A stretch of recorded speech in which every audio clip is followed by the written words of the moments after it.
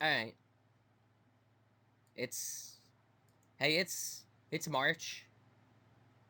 Uh, It is March is about March. to be over. It's kind of scary, honestly. Why? Um, bro, we're about to be like a fourth of the month of the year over already. Like it's the fourth month next month. Like that's crazy.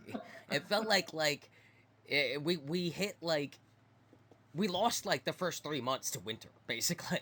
Like it just at least out here where I'm at East Coast, it was just winter storm after winter storm after winter storm. That was all January, February, and nearly all of March. We've had like only 2 weeks of actual spring so far. Like the entire near first like fourth of a year was lost to like a ridiculous amount of winter storms, even for the East Coast. Like it was just like, what the fuck is going on? It's just been hot here, Well, basically. yeah, that's So because you live in Texas. It's yeah, always that's why hot it's there. like it's It's yeah. hot and racist. Yep. Yeah. Yep. Yep. Ah, Um. racist. Yeah, yeah, that was probably the most boring start to the show I think we've ever had. But you know what? It's fine. Our audio is great. How you been? How you been, man? Tired. Very Tired? tired. Tired? You sound tired. You sound excited to do a podcast today. Let's do this. I'm gonna do the I podcast for lied the up on people. the audio fine. What was the last joke last? Audio fine. Audio fine. All right. Audio? No, no, that's not what we went with. What? No. Was that not Did you? last? I mean, that was That one of was the last potential month. episodes, but Yeah, like, but that was last month's joke though, wasn't it? yeah, well, Yeah, that's exactly. There you not the go. name of the I'm just episode. no, I know, but I'm just saying. I'm just going with an old joke, just bringing Oh, it oh, back. well, yeah, Like yeah, okay. like when people are just like, yeah, whatever, catchy phrase, whatever from previous episode. Yeah, Oh, yeah. oh, oh, a callback, you mean. Yeah, Callbacks. callback. Yeah. Yeah, yeah, there you go. I got you, I got you, I got you. Entertainment. Comedy. Comedy. You just, that, yeah, yeah, yeah, comedy. Rule of three. Just say the joke 3 times until they get it. Until Duh. they get it. And if they Oh, don't, you know what? Go ahead, say it a fourth time. Live your life. we're cringe Everybody here. Yeah, we're knows. fine. Everybody knows that's how comedy works. Forced at all times is always the best way to tell a joke. You take this joke and like strangle your friend with it. Literally shove it down their esophagus and cut off their windpipes with your joke. Make sure they really digest it. Oh yeah. They need a gorge on it. Just it. Oh, they They cannot need to have anything. gorge on it. Like Yeah. just right there, just present it out of context. They They need need a to gorge on it. gorge on it is just like an unpleasant sentence to even look at. It doesn't look good. I'm gonna put it in like parentheses too. They need to gorge on it. That good unpleasantness. Uh, Oh my god. You wanna go first? this is definitely the worst intro. Yeah, you're This is right. the hey look. This is the worst intro, but it might be the shortest unless you want to keep yapping for our customary 10 minutes. You know what? We'll mix it up. We'll make this We'll short mix it so that up. way Yeah, we're. yeah. All right. So, why don't you? What's been going on? What you been playing this month? Tell me Actually, about Vaughn's adventures in March. Tell me about the March we're Madness of your life. March Madness. Well, as always, we've been Monster Hunter Wilds, but we'll get to that later because I Yeah, know we have a yeah. lot to We talk we about on we have a that. lot to Yeah, talk about. We do a have a lot. There will lot. be a Monster Hunter Wilds joint section. We'll do that. I think after your month and my month, and then we'll go into the bulky. We both played a lot of Monster Hunter, and then I think we'll go into the news. Yeah, yeah, There you perfect. All go. right. One weirdo So who wants us to have like a list of like what order things were talked things, about. Bro, it's a fucking yeah, podcast. Just listen to it. just The fuck? listen. Do I look like I got a secretary? I mean, you don't know what I look like if you just listen to the podcast. But like, How about go fuck yourself? One weirdo on the internet who was like, "Why don't you have like a bulletin of Why notes don't so we can know Why what you don't you talked do it? about?" Why You don't you that do one it? weirder. Why Why don't don't you you do do it? Why it? not? Yeah, well, how about you do it?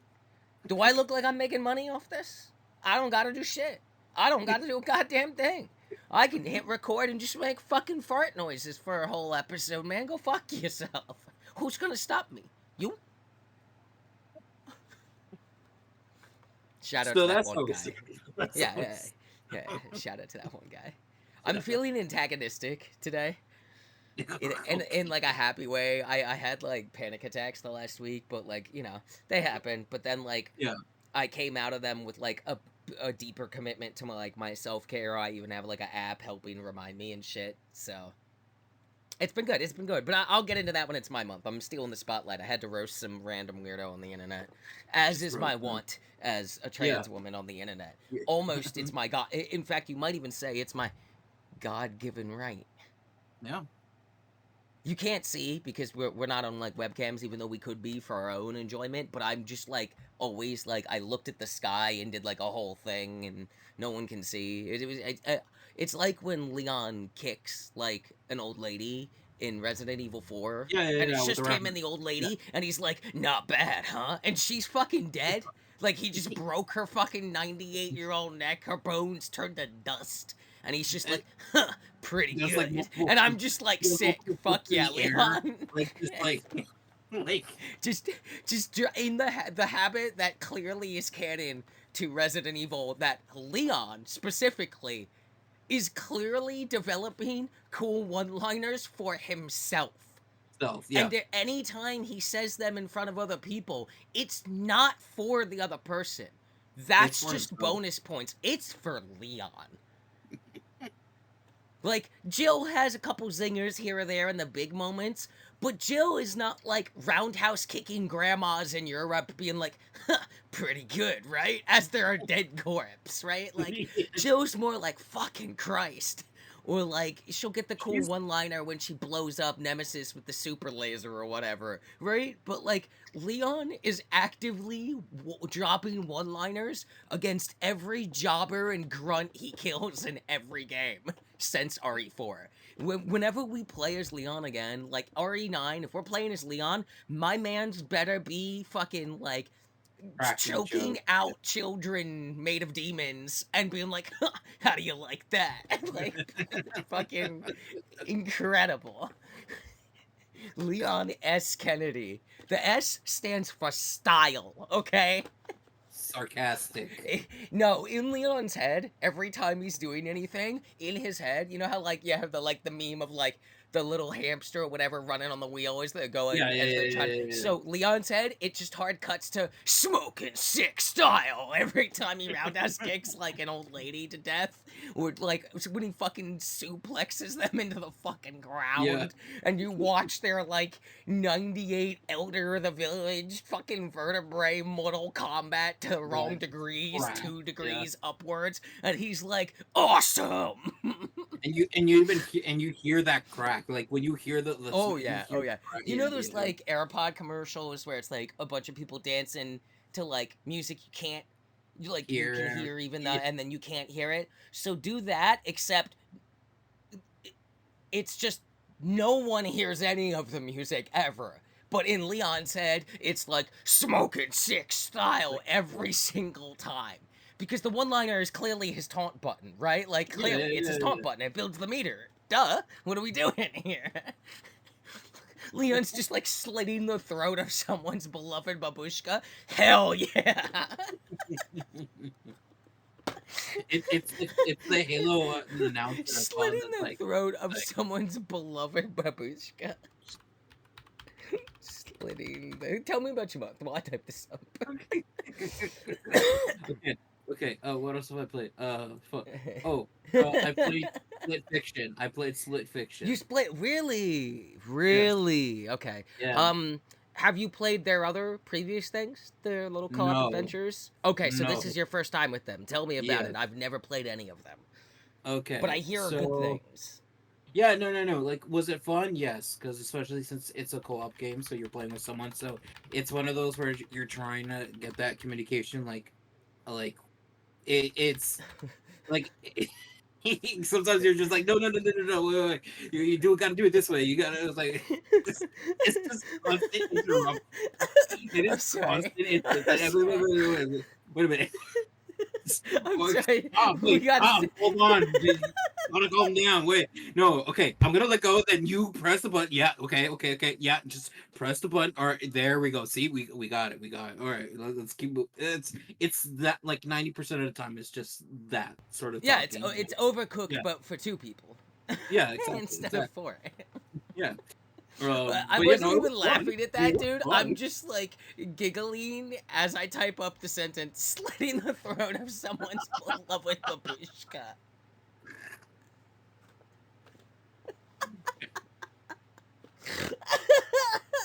Oh, I might You be do not hard do that locking in that split one. I fiction. might be hard. That's definitely the number one contender to me And right now. Incredible follow up to the previous month of well, it's time to get into the grave, Grandpa. we're we're we're we have a thing for old people. We're just like amazing. We're like that old people. You have to die. You just need to go. I don't care. Old You just people, gotta you go. have to You're die. cringe. Get the fuck out. It's time for you to learn this lesson, old man, and it's you to get the fuck out of here. Fuck off. I don't care. Fuck off. That's, that's just I think Stella might be dead right now. I think Stella. Oh my god. We do, well, I didn't realize we had such ageism on this show. Oh my god. Oh my god. That I'm honestly, I'm pretty sure I might be doing a pivot of like it. There would have to be a really big winner. It's slitting the throat of someone's beloved babushka. I'm telling you right Yeah, now. we gotta keep it I'm going. looking at the start of our year, right? Since we take November, December off, right? Right? Yep. Bet. Bet. So we ended last year with military mommy into you get all the girlfriends into you fuck you. I'm going down on her in the restaurant. Shout out. Banger episode. Into the new year started with technically we're all skeletons in January with the incredible beloved sequel follow up of well it's time to get into the grave grandpa and now as I definitely sadly delete they need to gorge on it I am putting the hammer down. This episode is called slitting the throat of someone's beloved babushka. We went from thirst trilogy into kill old people trilogy. We're like a Tarantino film in the third act. Oh my god. Woo. Oh my god.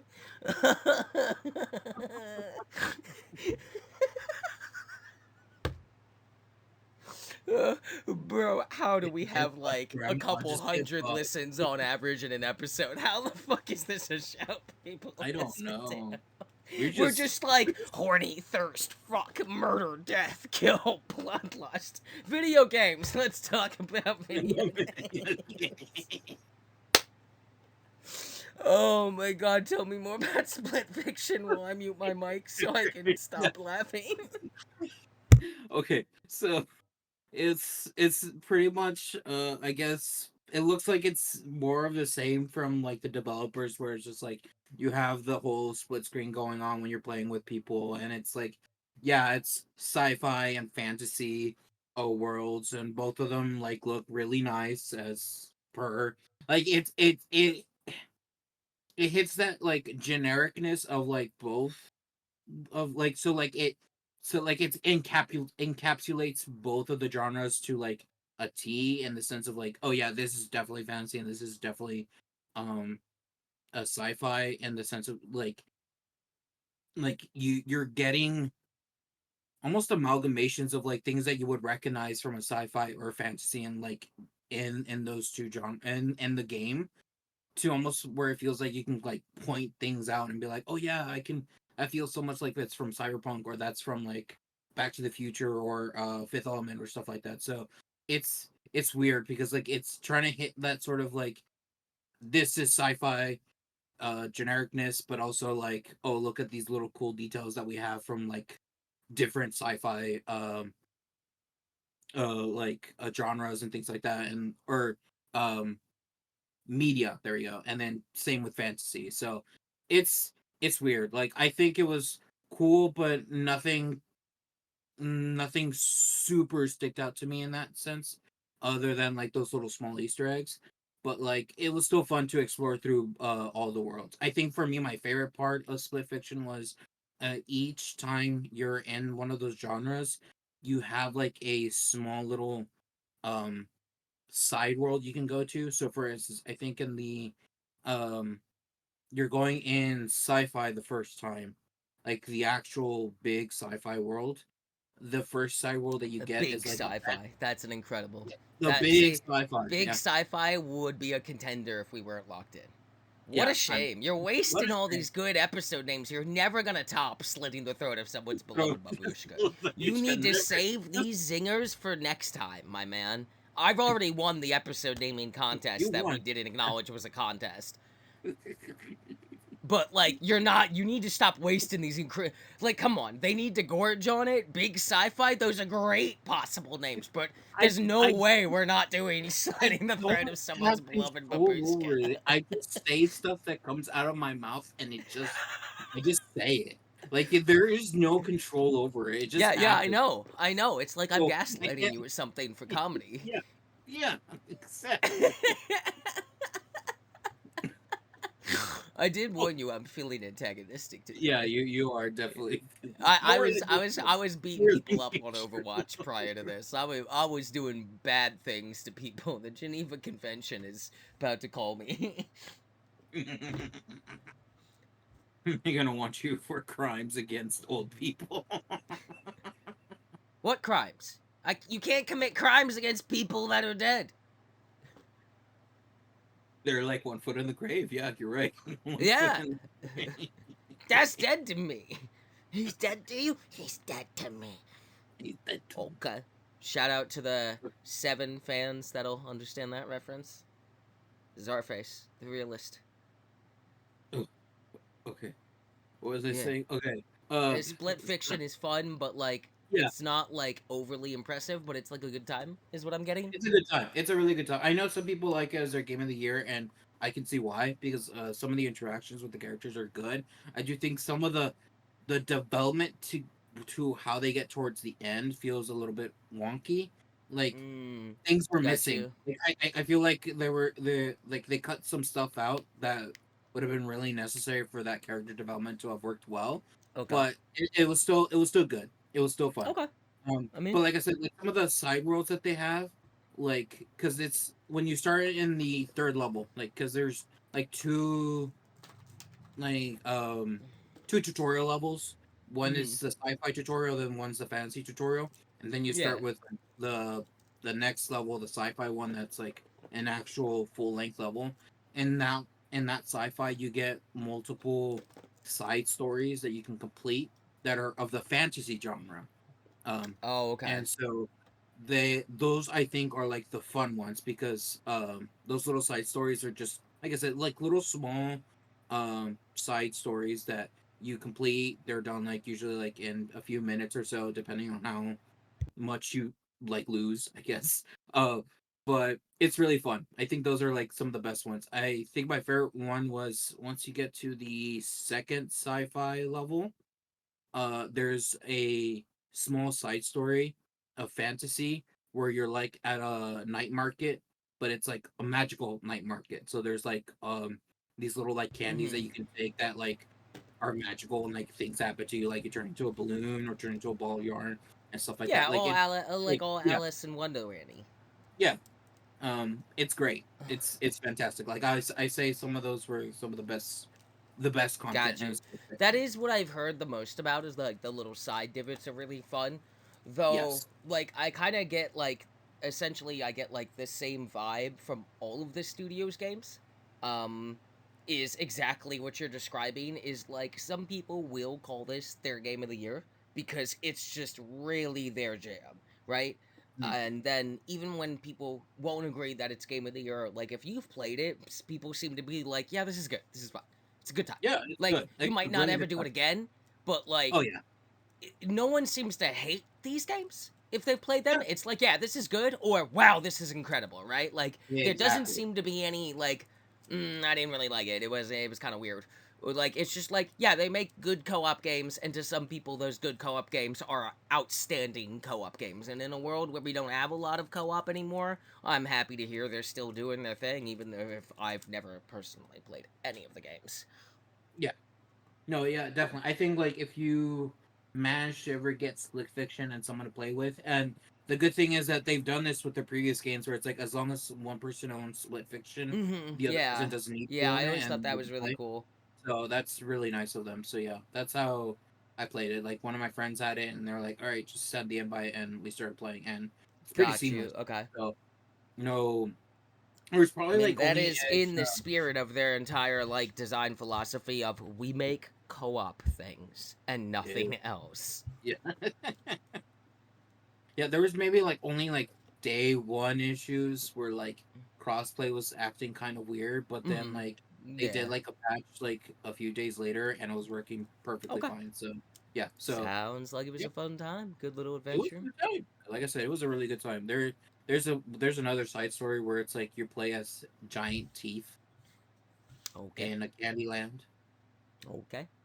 Yeah. So Do the the good do boss the is good horrible. does the sci-fi girl and the fantasy girl kiss? No. Uh, 6 out of They 10. get you get a hint that maybe something happens at the end, but no No, I want to direct. see it. Fuck that shit. I want to see it. Okay. All right. Yeah. I No, want to you don't get see it. I want to see girls' lips on girls' lips. You don't get it. I'm sorry. I'm so Uh, sorry. 6 out of 10 game. I, 0 out of 10. No, no, no, no, no, no, no, no. That'd be sexist. It's 6 out of 10. 6 out of 10. Okay. Come on, I live in a world where anything less than a 10 is bad. Like, that's True. like, come on, 6 out of 10. That's terrible. That's worse than IGN gave it. They gave everything a 7. I give it a 6. Girls didn't kiss. 6 out of 10. 6 out of 10. One Six kiss, out of that'd be a nine. 7. One kiss, that'd be a 7. Okay. Yeah, that was Split Fiction. Oh, what else did I play? Oh, I started playing Red Dead 2 because I finished Red Dead I've 1. seen you playing some Red Dead 2, and I was like, this guy's playing Red Dead 2. Yeah, Red That's Dead 2. that's a game I definitely got tired of hearing about during its peak. Well, I don't have much to say since I just barely started. So Hmm.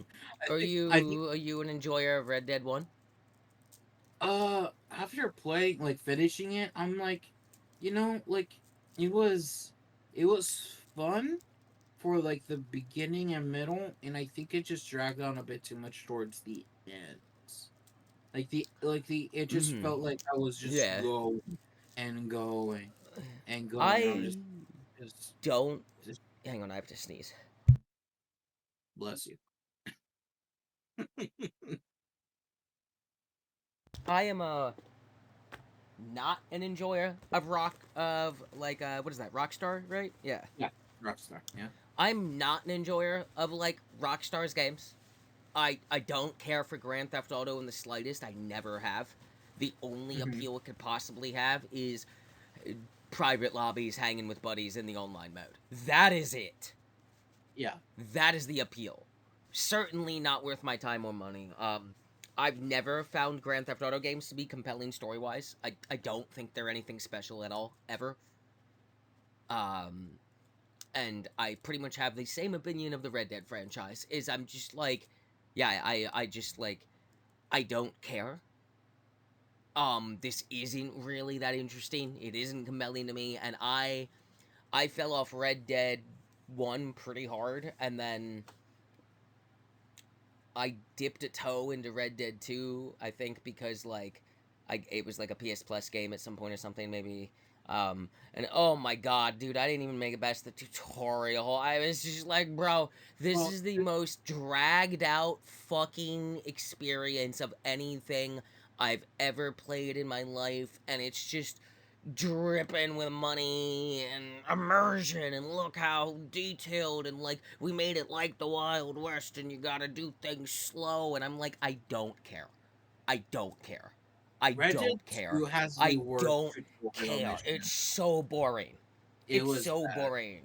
I feel like Rockstar has this like immersion hard on, and they should be punished for it because like Yeah, fuck I actually immersion. agree. You know what I play a video game for, or to watch a like, especially like even a movie. It's like, you know what I'm here for? To be fucking entertained. That's why it's called entertainment, motherfucker. Like, I don't want a realistic war game. Because a realistic war game would be, did you die? Okay, game's over forever. That, that's not fun. That's not entertainment. That's not engaging. And even if it was, it's only engaging once. What kind of product is that? Like, I don't want to spend 20 years opening my fucking saddlebags on my horse. Like, fuck off. That's stupid. That's not like, I don't care that that's how they did it. It's the same. Basically, the way I think about like Red Dead is the exact same way I think about Starfield, in that you went way too hard on that. But this is what it's really like in space. There's not a whole lot out there. Astronauts just, they just found empty rocks and moons. That's it.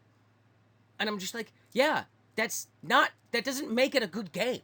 That doesn't even make it a good movie or book. Like, you still have to create a fucking engaging thing here for me to engage with this. That's Yeah, why it's entertainment. It's like, it is not my thing, for sure. yeah, no, like I think my big issue has been with at least with Red Dead, just in general, is the fact that like immersion and like that sort of realism causes a lot of the gameplay mechanics to be uh I Tedious, like hindered. Yeah, so like it like tedious, dragged tedious, out, like yes. unpleasant to do, just like they were back then. Literally Yeah, just so a walking chore simulator of the Wild West. Like, bro, fuck off. I hate this. Sounds terrible.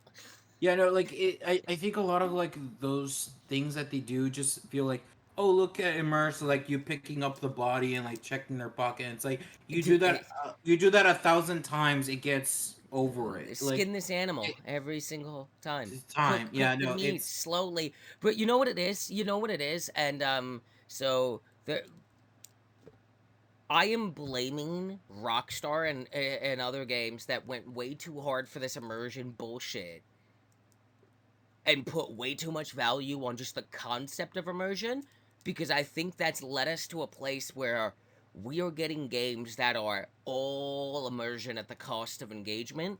And there are people apparently who like that because Kingdom Come is blowing up, and every second I have ever heard anyone talk about Kingdom Come Deliverance 1 or 2, but I listen to Castle Super Beast, and Patrick fucking loves the games. Shout out to that guy. Great guy. But like, he's describing a thing and I can hear his enjoyment, and as he's actively talking about it, I'm like, "Oh, I would rip my fucking eyeballs out."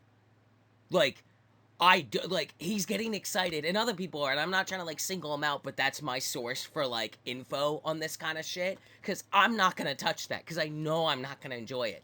But like, he played it and was talking about it on the show, and I'm just like listening to him describe like a fucking 10 to 15 minute actual goddamn mini game about how you just make the blade for the sword, and you have to like actually balance where you hit it and get the heat right and perfectly spread out your hammer hits to like make a fucking sword and all this other bullshit before you can even make a weapon. And I'm just like, this is just crafting broken down into 7 extra steps, though. It's just busy work. It's a chore. It's not gameplay. It's not engagement. It is, in fact, less fucking engagement and gameplay than a goddamn visual novel. Because at least that one has a story it's trying to tell me at some point. Like, holy shit, the immersion hard on is not my thing. Like, it clearly is some people's thing, but it makes me want to die. Like, It is everything I could hate about video games. It is the worst to me. Like it's a bigger sin than like, and you know how, and this we've talked about this before. This hard on for immersion to the point where you're pushing it to Red Dead 2 or Kingdom Come level, right? Is Hmm. worse for the industry, in my opinion, than Amnesia was for the horror genre. And that is my take on that's my hot take on that. Fuck immersion. You know what I want? A fucking video game, bro. You know why? Like when I get to shit I've been doing, yo, everybody hating on Avowed, eat a dick. Eat a dick. Obsidian cooked and y'all suck ass. This game's great. You know why? Because it's a goddamn fucking video game. They made a fucking fantasy video game, and it's a fun goddamn time. Is it perfect? No. Do I have some criticisms of it? Absolutely. We'll get to them. But you know what it is the whole time? Fucking fun, bro. I'm into it. It's cool. It's neat. I'm just wandering around engaging with this world, and it's great. And it's also not taking itself so seriously that it's like, well, you better be perfectly hidden to steal that one coin. Nah, fuck that. I'm the envoy. I do what I want. We didn't have time to make a stealth system, and we don't need one. Just take the shit. What are they gonna do? Stop you? No. No one cares. Like I definitely I do not like this sign of like super immersion is what I'm calling it. Like I think it's Yeah, bad. yeah. Like I think it's bad. I think it's like gimmicky to the point of VR, where I'm just like, this is not adding as much as you think it is, and the cost of just time alone to make everything that immersive. Think about how much more time could have been spent writing interesting side stories or quests, or making the gameplay feel better to engage with or more compelling, or making the world more visually interesting, or making the music more impactful, or just better everything else instead of this 70 minutes to pull out your gun. Oh, is it in the saddlebag? Oh, well, you gotta get on the horse or stop the horse. Stop what you're doing. Put your bag back away. Go to the horse. Pull the saddlebag. And it's like the same shit, like when you're making, like to make a save potion or whatever the fuck it's called in Kingdom Come, you have to, like, actually go harvest all these plants, do your whole alchemy thing. It's like 3 fucking immersive mini games deep that are each like 20 to 30 fucking minutes of time every single fucking time. That just sounds like a task. That doesn't sound like a game to me. That just sounds like Yeah. a list of chores to play in my shitty virtual world. Like, it's got like real Ready Player One energy to me, where I'm like, I'm looking at people that I feel like you missed the point. You took the class and you applied yourself, but you did not grasp the actual lesson. I am very much against this super immersion level we're seeing crop up, and I want it to die. I want it to die very quickly. I think it's really Mhm. bad. I hate it. You know, I think, and I think that's always been the issue when it comes to like the whole realism affects gameplay so much that like it causes like they say it makes it more immersive, but like No, it takes you out of the game quite a lot because all you're the doing game is should watching not like a cutscene. remind You're me watching a of real miniature life, cutscene where you right? don't Like, do anything. you know what it is? Here's like the I'm gonna get like real kind of creative snobby person on it, right? Like I'm gonna sound like an asshole here, but I'm right. Realism as a concept to even execute on in any form of entertainment, any form of entertainment, should never be the priority or focus unless you are literally doing like a fucking hardline. This is a documentary about a real ass event that happened to real people, and we're just going to talk about that. Right? Like, unless Hmm. I'm watching that or reading that or playing that exactly, fuck off. Like, fuck off with realism and immersion. I don't care. I want it to be fun. I want it to be fantastical. I want it to be bombastic. I want it to feel good to walk into this thing. I don't want to boot up AVOWED and sit here and be like, ah, that reminds me of New York City. No. No. I want to boot up AVOWED and be like, yo, what the fuck is up with this fucking ghost fish person? What's going on, man? Right? Like, You know, stop it's realistic reminding watching me of someone reality cook in when a I'm microwave. trying to engage with stories to take a break from reality. Like, why are we on this path at all? I need to look up the I fucking game hate. rule. But Realism and immersion is never the priority unless you're literally just doing like a historical documentary thing about like, and don't get me wrong, I would play a fucking video game that was like a hard line, hey, this is about these events and we're just gonna make you play through it, right? Like factual events and you're playing through it. I bet a lot of people would be like, well, is that a game then? Yeah, that's an immersive game. If you gave me like a well put together like World War II game, right? That follows real people and a real mission that happened as best as it could. That is still a video game, but that would be an immersive video game because it's trying to immerse you in a real life event with real people that happened in real life, right? That is what immersion is supposed to do. It's not supposed to take fantasy world and or even a game that's set in the West, which is an era that happened, right? Red Dead is not set in a fantasy world, but these fucking characters are essentially completely made up and the world is made up in the sense that like it's a fucking video game, bro. It's one thing to be set in a time and setting and period to capture a specific tone or try to like Yep. do anything with that, but like immersion is not the priority unless it's based on real life.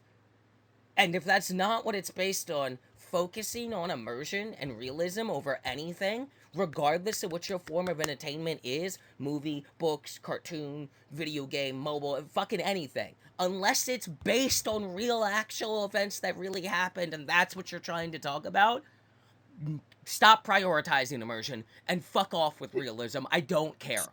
We were So making here's the thing. goddamn masterpieces with 6 pixels at one point in this industry. We don't I, need realism and immersion. We don't. so We here's the never thing. have. I'm gonna say this. I think to be immersed in a world, you do not need realism. You just need to make the world interesting because then you want to explore the world. You want to find out like more about what is inhabiting the world, what you can do in the world, and stuff like that. And that's it will naturally immerse yourself into wanting to play like that game. Like I'm gonna go with Monster Hunter Wilds. Like all the stuff that you do in Monster Hunter Wilds is so immersive that you keep wanting to be more in that world because there's so many enjoyable things about that game. There's so many cool aspects about the like there's just a lot of like things that aren't meant to be realistic but that are just gamified but still are fun and immerse yourself in Yeah, that world. Like, 100%. you Yeah. don't need the realism of it. It's just oh hey like there's a mechanic where like two monsters can fight. In that itself you don't do anything. It just happens in the game.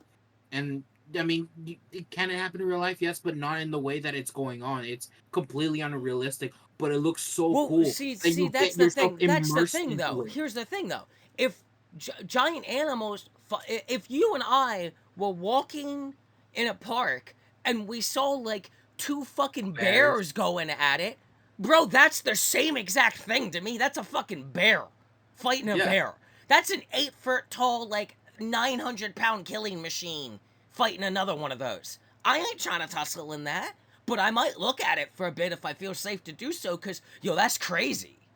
Yeah, That's exactly. exactly what a monster clash is. Because you know what? That's what fucking immersion is. Is I can outside of the game, I can be like, yo, when the monsters clash, it's like if you saw wild animals fucking going at it. Like, it would be like, yo, that's like that. That's what that's from. But when I'm playing Monster Hunter, because it's not trying to be realistic all the time, I'm not looking at a fucking two monsters duke it out and be like, oh, it's like two bears in the woods. I'm like, yo, these monsters are going nuts, let them fight. And then, Let them like, I fight. can have the conversation about how it's clearly based off how animals dispute over territory in fucking the real world, which we have video footage. Like, we know they do that. That's what immersion is. It's a thing you can link to a thing after the moment. It doesn't need to link it in the moment, which is where it gets tied to realism. And it's just like,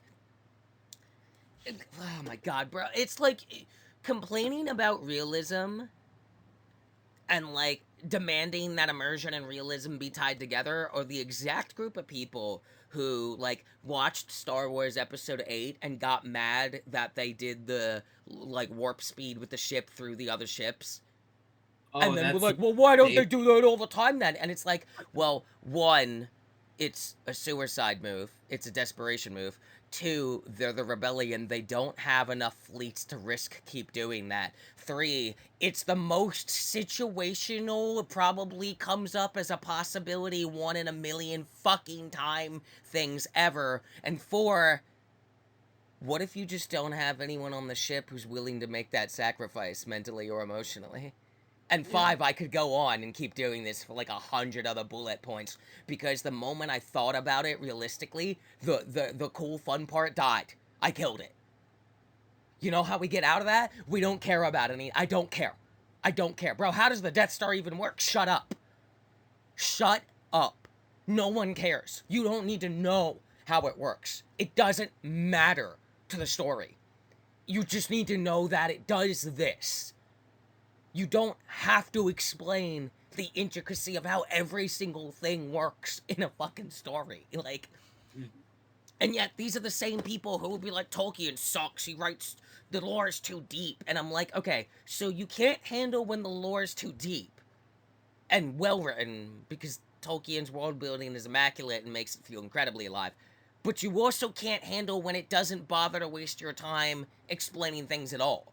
So, unless it's spoon fed to you strapped into a chair, injected into your veins directly, apparently the average person is incapable of engaging with anything. Subjectivity is dead, basically. Like, people are fucking sheep. They're fucking idiots. We need the most aggressive separation between immersion and reality. They need to be as far apart from each other at all times. Unless you're doing a story that is based on real ass events that really happened, and here are the facts we know, and nothing else. And you can do that. I've watched plenty of movies, I've read plenty of books, I've watched plenty of shows that are like that. And they just, here's the thing. And I'm just like, wow, that was really cool. I enjoyed seeing that presented to me in a way that was easier for me to like get that info on initially, so then I'll go research and read about it on my own time and do the deep dive later, right? Like that's how I got into like learning about MK Ultra and stuff. I watched a movie and it, you know, it's entertainment, but it's also sticking to the facts and presenting them in the formula that is the form of this movie, but it isn't spinning a yarn. It's just like, hey, here's what happened. Here you go. That's it. Yeah, these are actors acting, but like, here you go. Right? Like, it's not wasting time trying to immerse me in the real ass story that it's telling me about. Like, I'm a fucking human being. I can parse it out. I got it. Like, immersion and realism is like one step away at all times when they're tied together from like Red Dead 3 comes out and the game explains to you how to put one bullet in the revolver chamber at a time. Every time you reload the gun. Every time. Like, that's where we're headed with that bullshit. And I'm just like, do you think that's good what you're doing? Because it's not. And anyone entertained by that, bro, just go buy some fucking like Lincoln Logs, man. You'll be entertained by anything apparently. Like literally just go buy some square blocks and like stack them up, bro. You'll be astounded.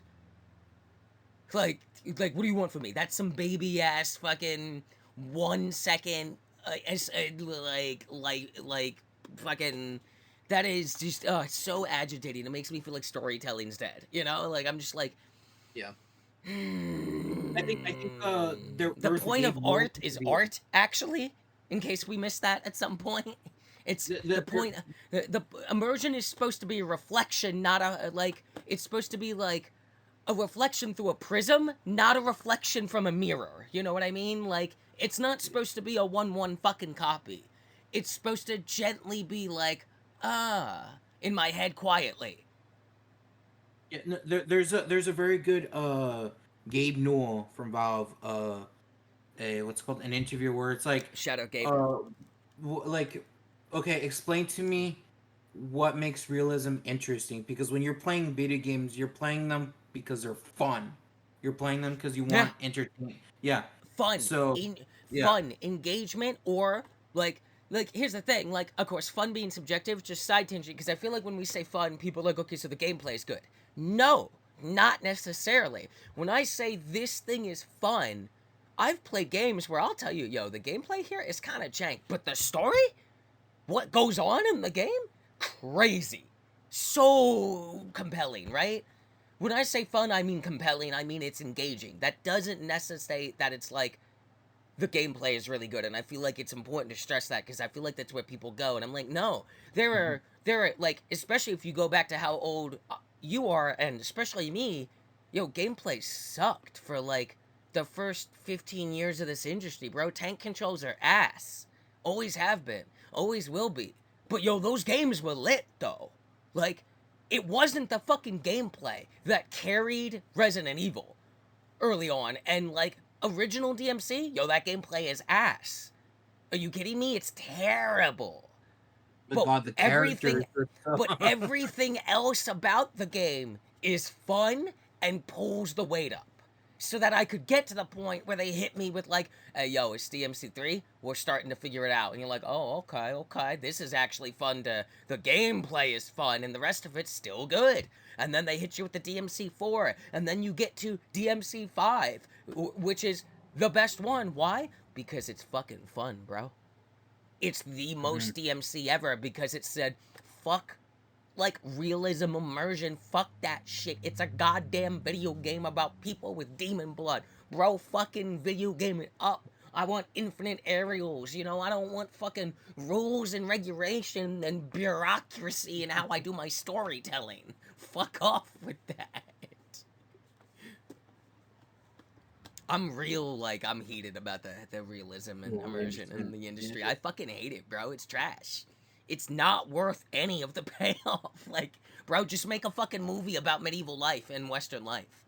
Oh, wait, you can't because they already did a million of those? Yeah, so you just gotta fucking waste billions of dollars making these massive immersive games that couldn't be less interesting to engage with in any capacity. You know what the worst thing you can feel when you get engaged with something is? In any form of entertainment? Because at the end of the day, that's what art is. It's entertainment. Entertainment doesn't necessarily make you feel good. It can also make you feel sad. Like, bro, you can watch a sad movie and be like, yo, that was really good, but damn, that hit. Right? Like, we yeah, literally yeah. play horror games. Entertainment does not necessitate good emotions. Entertainment necessitates feeling anything at all other than boredom and disinterest. And when you're asking me to engage with a video game, the most like demanding of all entertainment, because I have to look at it, I have to hear it, and I have to play it. I have to make it do things. Whereas you get away with the Red Dead bullshit and the Kingdom Come bullshit in a movie or show or book way more than you will in a video game because I'm engaging with it on less senses in that way, right? But I'll tell you what, that sounds like filler episodes to me. You know what I don't fucking want to start seeing? Filler video games, filler franchises, filler companies. Oh, wait, never mind. We already have that. It's called Ubisoft.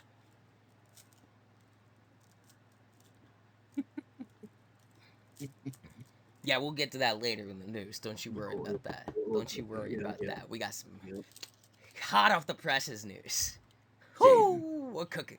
We're cooking Woo. in Ubisoft. Ubisoft themselves is cooking. Kitchen's on fire. Whole company's on fire. Don't worry about it. But yeah, no, like I think we're kind of in the same line. I want to see art.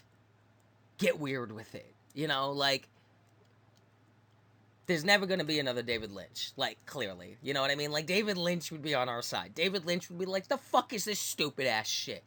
This doesn't make me feel anything but annoyance and boredom. And it's not annoyance because of, I can't believe that, like, the character did that. This motherfucker, right? Like, I get annoyed at Littlefinger in fucking the early seasons of Game of Thrones, so I'm like, this little fucking motherfucker. This guy's such an annoying little prick. But he's a good character, so I'm enjoying it.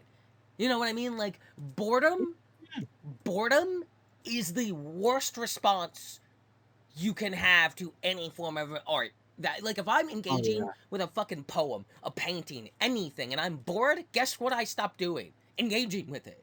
If I start to read a book and it's boring me, I don't read it. If I try to watch a show somebody recommends to me and I'm like 3 episodes in and I'm just bored out of my mind, I'm not gonna watch that. I don't care if it gets good in 2 seasons. You need to be good now. That's how this works. Guess what? If I order some fucking food and take a bite and I don't like it, I ain't fucking finishing it, bro. Like, fuck off. And I ordered from their place again. Yeah. Or I'll order something different. Like, I took the risk for sure, but I don't have to keep going with it. And demanding that, like, I engage with realism and immersion at this level on video games, like, it really is, I think, like, maybe one of the worst fucking things ever. Alrighty. He had a mute there, so we'll pause here. Alrighty. Still on your month here. Had to take a quick break there for stuff. No worries. Detoured for a pretty solid conversation, I think, despite our insanity. I feel like we've made some damn good points about, like, the complaints and why we have them and the criticisms rather than just being like, this sucks. But, like, no, this is why it sucks, in fact. Which is always really important, because if you're gonna, like, genuinely tell someone something sucks and it's, like, a form of art, you need to be able to back it up why, even if it's just your opinion and subjective. Yeah. Exactly. So what else have you been playing, then? If you've got anything else on the docket, other than the Monster Hunter deep dive we'll do later. Yeah. I decided to play through Prey again. I saw that. I have a fondness of Prey. It's one of my favorite games. And I beat it again. Have you done the DLC? No, not yet. I have not done I anything. highly recommend Moon Crash. It is as good, if not maybe better, than the game. I will definitely give it a look, because yes, I think Moon Crash is one of those DLCs that definitively stands on its own aggressively. Like, this was worth your money. Like, I love Moon Crash. I put Moon Crash up there with, like, the way I talk about, like, Hearts of Stone in The Witcher 3, which is absolutely the better of the DLCs. Don't get me wrong, Blood and Wine is incredible. It's great. Y'all fucking sleeping on Hearts of Stone. The fact that to this day, people just seem to only talk about Blood and Wine. Yeah, you made that joke last time too. It wasn't very good then either. Exactly. I love it. Well, you also love Parasite Eve, so, you know, there's no accounting for taste. No, yeah, of course. Prey, Prey's good. Yeah, Prey was really fun. It was really fun. I enjoyed playing it through it again. It's a good game. I like the game. Same thing I did last time. I didn't get any of the fuck, what were they called again? Wow. The alien powers, just call them the fucking alien aliens. powers. Wait, you played like you've played it twice essentially. Yep. And you've never done an alien run? Nope. Bro, fuck off. Are you kidding me? That's lame. That's weak. You? I see what you repost on social media. You never did the alien run? No. Where you, like, really lean into it, and then you save the girl in the side quest, and she's like, wait, you're like an alien now? And you're like, yeah, girl, let's get in the escape pod and make out where we go do whatever comes after this, but I'm definitely an alien now. You didn't want that ending? I love that ending. No, I just... The movie Species, but what if lesbians? I see. Really? You, of all the things you... I'm surprised that you played it so tame. Really?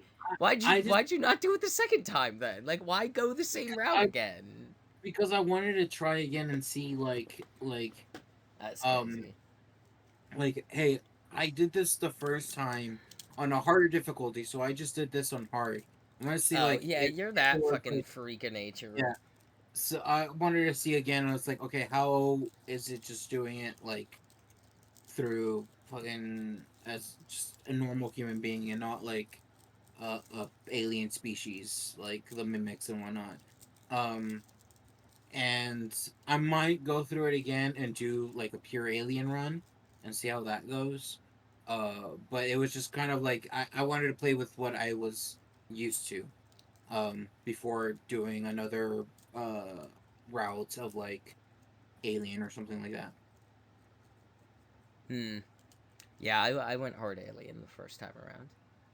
To the point where when I first did it, I remember like one of my earlier memories of playing the game is like when I'm walking up to go help some people and their turrets automatically shot at me, and then like they started at like the people attacked the turrets or like stopped them from shooting Mm-hmm. me, and there's a whole dialogue about like, yo, why the fuck did these turrets target you? Yeah, It was great. It's good times. good time, perfect times. But yeah, no, Prey's yeah. good. Highly recommend. Moon Crash is What impeccable. Big recommend. which I need to go through. Moon But Crash yeah, is really neat. It's really neat. You're gonna. I think you're really gonna like Moon Crash. oh yeah, no, I've seen some people play Moon Crash and I'm like, oh, that looks really fun. So I'm looking forward to it.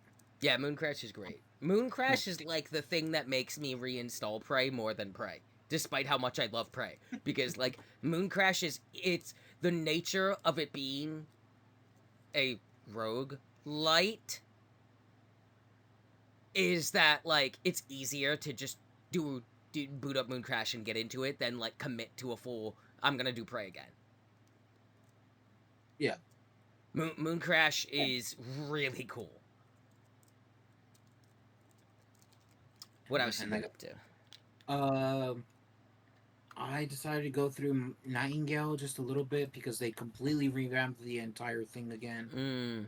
Um, and I just needed to see what that was Yep. about. I've only played a little bit of it, so I can't give like a full detail of like Gotcha. how much has changed. But I was like, okay, okay, this is interesting. This is all right. This is a start. We'll see how this Yeah, goes. I know what you mean. Um, I decided to play a little bit of Trapang 2 again. Start that up again because I was like, I need to play some shooter, and I'm like, oh, I remember Trapang. I'll play that. Mm-hmm. Only did a level, and I'm like, damn. I think I remember saying that Trapang 2 was like a love letter to fear, and that Mm. still is very much true in every sense of the word. So I dig it still. Um, and then I decided to try out some extremely old games, Okay. only to see what they were because I only remember one of these games. The series is called MDK. What that stands for, I do not know. I I would have to look it up, but yes. So MDK. MDK is like okay. It says here 1997 third person shooter developed by Shiny Entertainment. It's a weird ass game. I don't know how to really explain it. Like I only played I've like I've never heard. What am I looking at? I don't I don't know what to tell you. All I know is that I decided to play the second game because that's the game that I knew of because there was a demo of it in like a 1999 PlayStation 1 CD thing. Like you know how PlayStation Yeah, used to have yeah, like demo discs and they put like a bunch of yeah. demos and like yeah. So one of them had MDK2 on it. So I that's what I remember playing of it. So I was like, okay, I'll go back Okay, and try okay. that So again. I googled this, and Yeah, yeah, I'm yeah. looking, and I'm looking at these pictures. Uh huh. Uh-huh. And Yeah, yeah, yeah. I'm just gonna see if I can quickly send these screenshots to you, and it looks like I can, and I'm just gonna send these to you, and these are what came up when I googled MDK. and I'm gonna send you these, and I want you to guess if you can see what I see. That one of these things doesn't seem like the other things, and is very confusing and not helping in trying to parse what the fuck this is. Yeah, you mean the What's going developing the on with that? scientist? Yeah. Yeah. Well, no. I'm talking about the the two characters next to the MDK man, as I'm going to call him, in the Yeah. picture for MDK2 that Yeah, look yeah, like they are from a different fucking video game. yeah, yeah, yeah, And yeah, then yeah, yeah. cut to the next MDK picture where I'm like, the tone of the two pictures with MDK Man versus the tone of MDK2 with MDK Man, and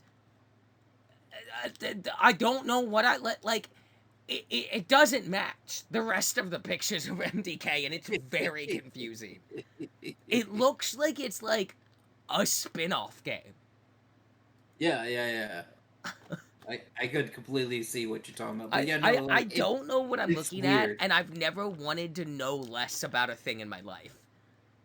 Don't worry, I can't really say much about it because I think of for MDK two I've only played like two levels and was Yeah, I've getting to the third never level. heard of So this. yeah, no, like I This said, is this I this is only remember definitely this one of for, those fucking things that, oh yeah, there was 3 of them. That doesn't mean anyone played any of this. There was only like 12 games a year and 4 franchises at a time back then. yeah, A bunch of like garbage got made that nobody gives a fuck about. We call that the Steam $1 sale nowadays.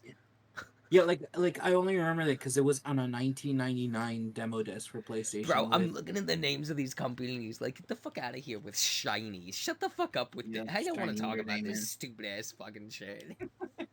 Oh, I think the only thing that was interesting about the game as I was playing is that one on PC controls are garbage. This is like again, we're talking about Hell yeah. 1999 like you using the arrow keys to move and you're using the home and the page up, page down buttons for Hmm? stuff. Like it's that old sort of control system. So The fuck kind of yeah. control system is that, bro? What do you Yeah, mean? it's the old control Oh, PC you control. keep saying that. I've never heard about this control system in my entire life, and I am older than you.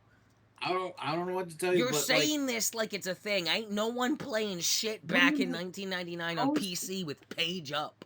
The fuck out of here. I'm telling you. Apparently, people thought that when porting games to PC, it's like what did PC players use? Page up. Okay, we're gonna put that in the control This system. I do. I I've I never heard this in my life.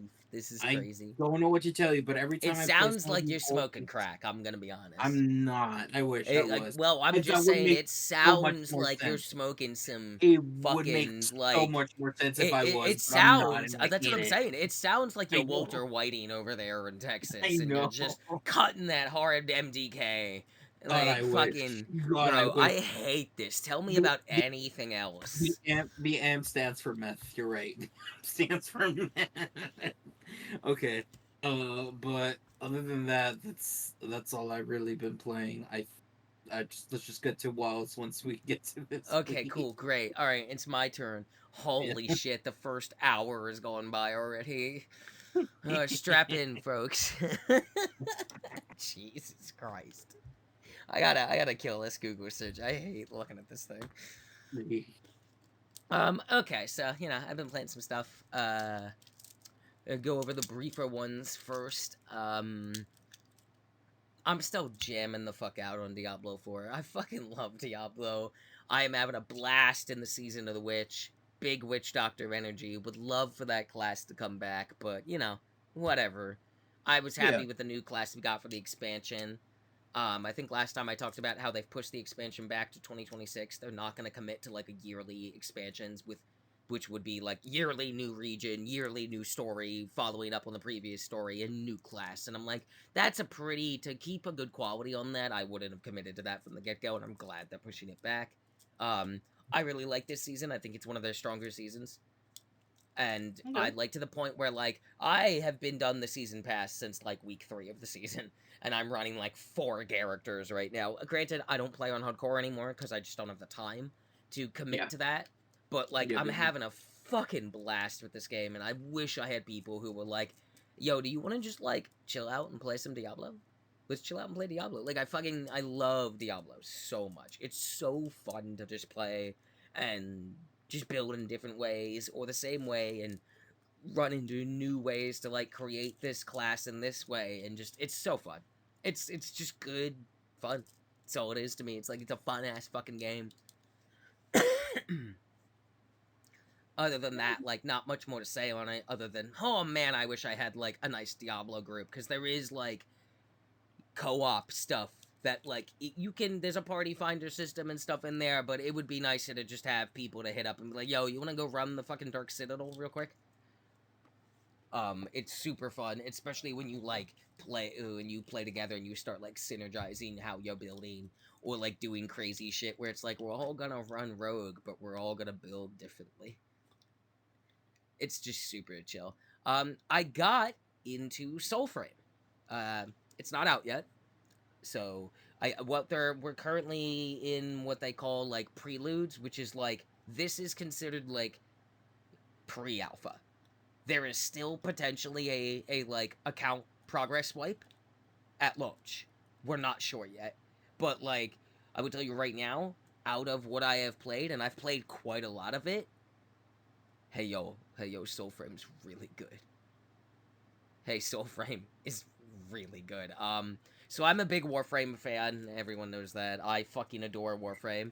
And even though it's had its ups and downs, I think one of the things that's made me adore it is Digital Extremes has been continuously been one of the more like power to the people, transparent companies doing their thing and have had their mishaps, but have like bounced back from them, and their mishaps seem to be small in comparison to like, you know, Ubisoft level, hey, what's going on over here? There's none of that.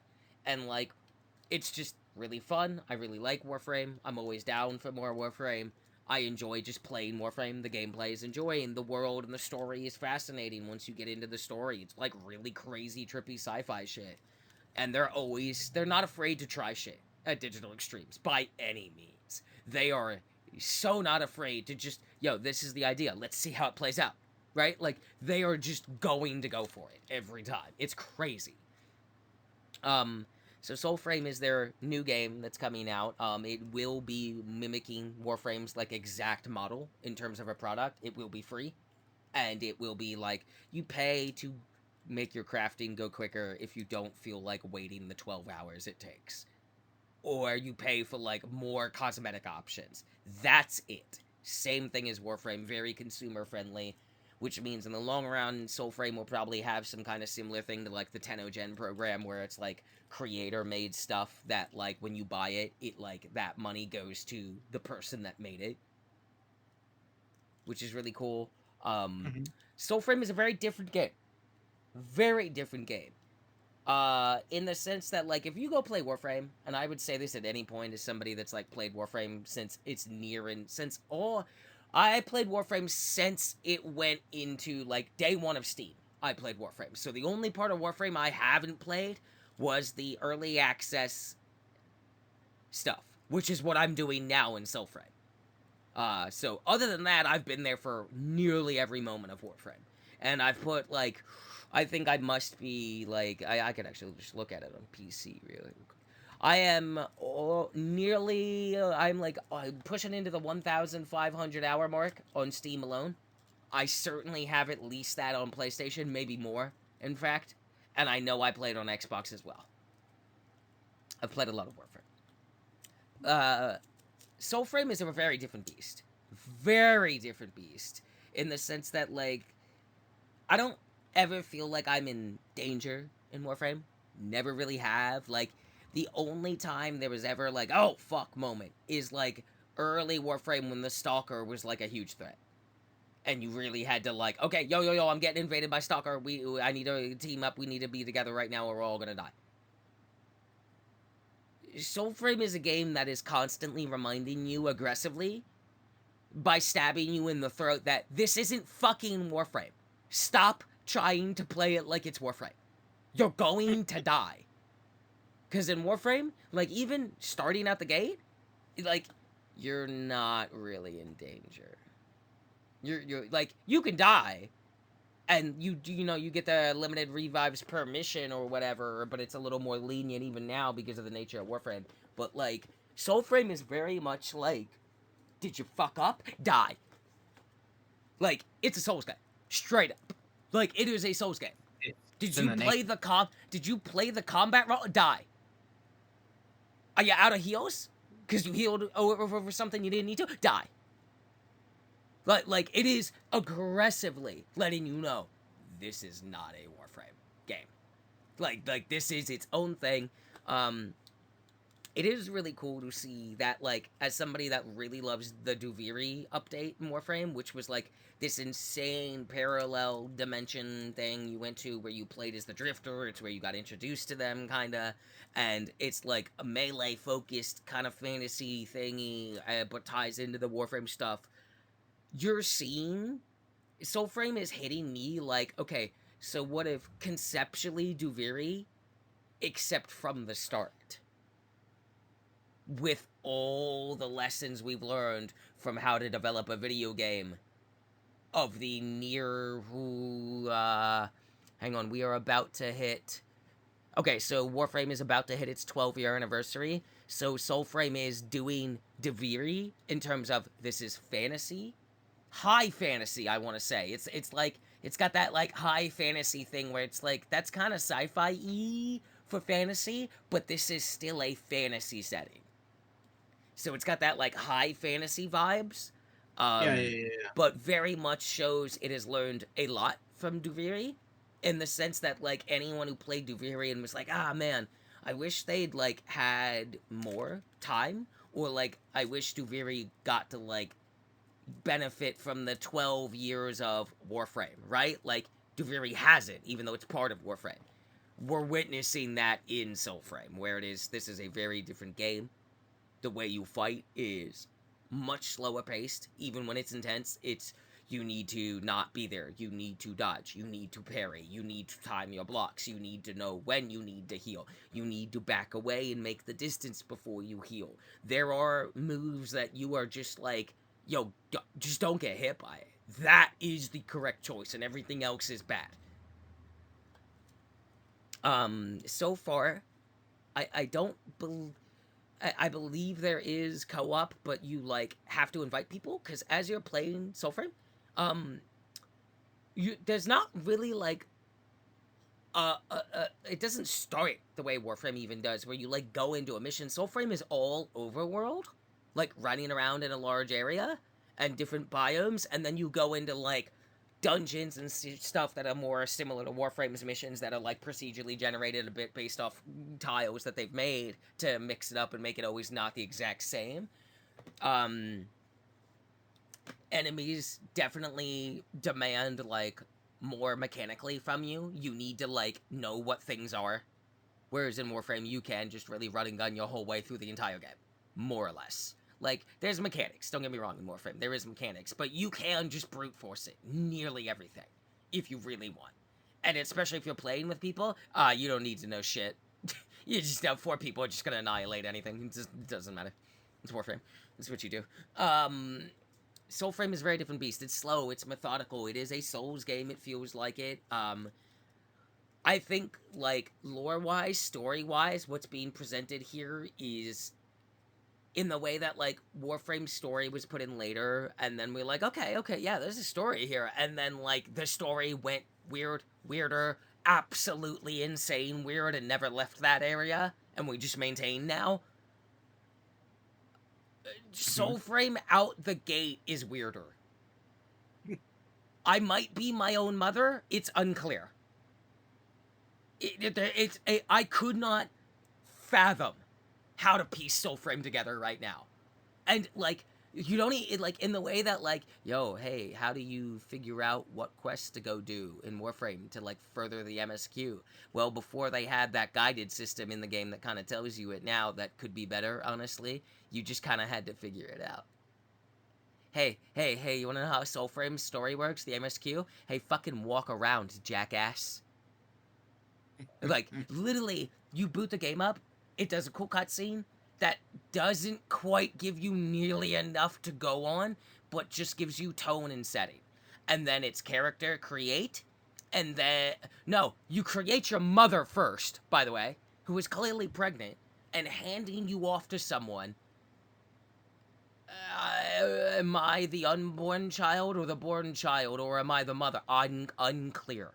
Unclear at this time. Could be all of them, for all I know.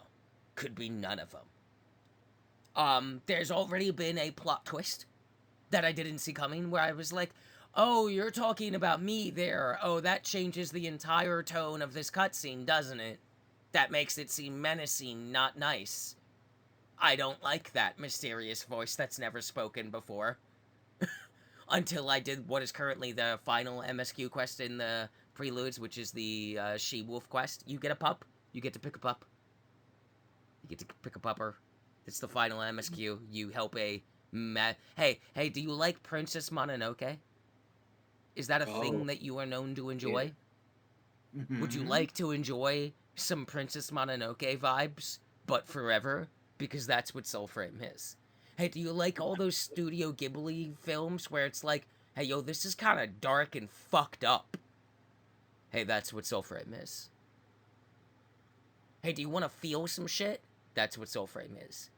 Remember when everybody was like, hey, the Warframe people don't really know how to tell a story directly. It's weird and interesting, but man, it's like, you can't really, like, stay with it because, like, the pacing comes at this somehow is weirder, more abstract, but feels more tightly knit. Yet is presented in a more vague way. And yes, I understand those are contradictory statements. Soulframe. Combat's great. Like, and I know that, like, I think visually it could look better. Play the fucking game when it comes out. Like, this combat doesn't need to look better. It's good. They need to build on what is already here. Like, visually, it can even be refined up a bit. Feedback could be a little better in areas, and they're working on that. But, like, it feels good to be good at Soulframe. It is surprisingly close to how good it feels to be good at Ghost of Tsushima. When you find your rhythm with Tsushima's combat and the stance system and the way all your different stuff can interact and work with people and how you utilize positioning and resources around you, Soulframe is kind of doing that with a way simpler system in that your, like, pact that you make, and I've only done the Odin pack. There's the Fae pact. There are other ones I don't have. Like, just figuring out the rhythm of the basic combat system. I started with the dual blades. There's, like, regular sword. There's... The spear is incredible. The spear is insane. It's so slow, but the way you fight with it is just... It's so cool. It's so cool. There's a bow. I haven't tried it yet. I feel like... it does an excellent job of, like, once you start getting, like, your spells as you level up your pact, you immediately, like, once you have 3 spells and you go into a battle and you, like, fight the group of these 3 boys, similar swordsmen that you've been seeing, you can just kind of level them, and right there you'll be like, yeah, here's the Warframe vibe, and then immediately, like, you're wandering around, and I noticed that, like, as you're wandering around, just trying to find things, and you'll run into random, like, occurrences and quests, and, like, you can snap your fingers and your little bird will pop up and, like, try to send you somewhere, and if there's an active MSQ, like, that is on the map somewhere for you to, like, okay, I can, like, get into this now, it'll let me do this, it'll, like, try to take you that way.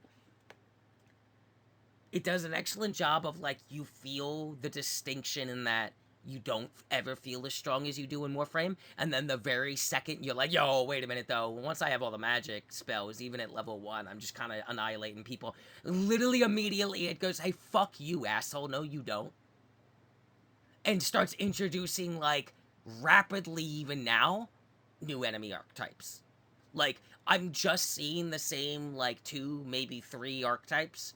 And then the moment I had, like, oh, I've got, like, a good combat arsenal going on here, it was like, alright, not only are we putting more enemies in the overworld, they're roaming in larger groups, they're roaming together, they're more willing to call for backup already. I'm seeing dudes with turrets now. I'm seeing new enemy archetypes that move in weird, like, fucking dancer from fucking Dark Souls 3, weird motions that are hard to read. There's some kind of like horror aspect going on in the marshes. I'm not sure what's happening. It looks like the trees are losing their soul. I don't know how else to describe it. Um there's an enemy that looks awfully like the amalgamation corpus from Warframe, except this is some like ink goo version that looks like the desecrated husk of what someone thinks a human should look like. Real like uncanny valley enemy types in some regions. The first proper boss fight I did felt like a proper ass Souls boss fight. Immediately upon afterward, I am running into that boss as a random encounter in the overworld. Hey, you don't want to Okay. run into that if you don't have your heals. It's still the boss. Like, even though its health bar is a little more lenient, it's still a beefy boy, and if it hits you, get fucked. Like, it's good. It's really good. Um, I love the way that it's, like, really just very much, like, it is about themes of, like, culture, nature versus nurture. It very much is talking about, like, colonization as a problem, right? Of just like other cultures coming in and just overtaking things and just washing their histories away to make them part of the system for the glory of this or whatever, right? Like there is a lot going on here in these preludes to sink your teeth into to the point where I am enjoying just walking around the world. I almost never want to use the fast trust system. There is a fast travel system. I almost never use it. It's a little vague too. It's not quite clear how it works sometimes. And as you go through the game, you're like discovering like the ghosts of your people, ancestors, or other tribes, or like the imprints of their legacy. It's unclear if these people are dead or not. It's really not quite clear what is real and not in this world. It's the entire experience is almost dreamlike in itself, right? Except you're awake the whole time. It's almost disorienting, but it's fascinating. It's absolutely maybe one of the most fascinating like early looks at a game I've played. Where I've probably put like 50 hours into this already, and I've had the early access for like a month. Like this game's great. I'm gonna be playing the fuck out of Soulframe when this comes out. Um, I think it's incredible. Like I genuinely think it's really compelling. I think you are seeing the fruits of the labor of 12 years of Warframe, and which is still going. Warframe is not stopping.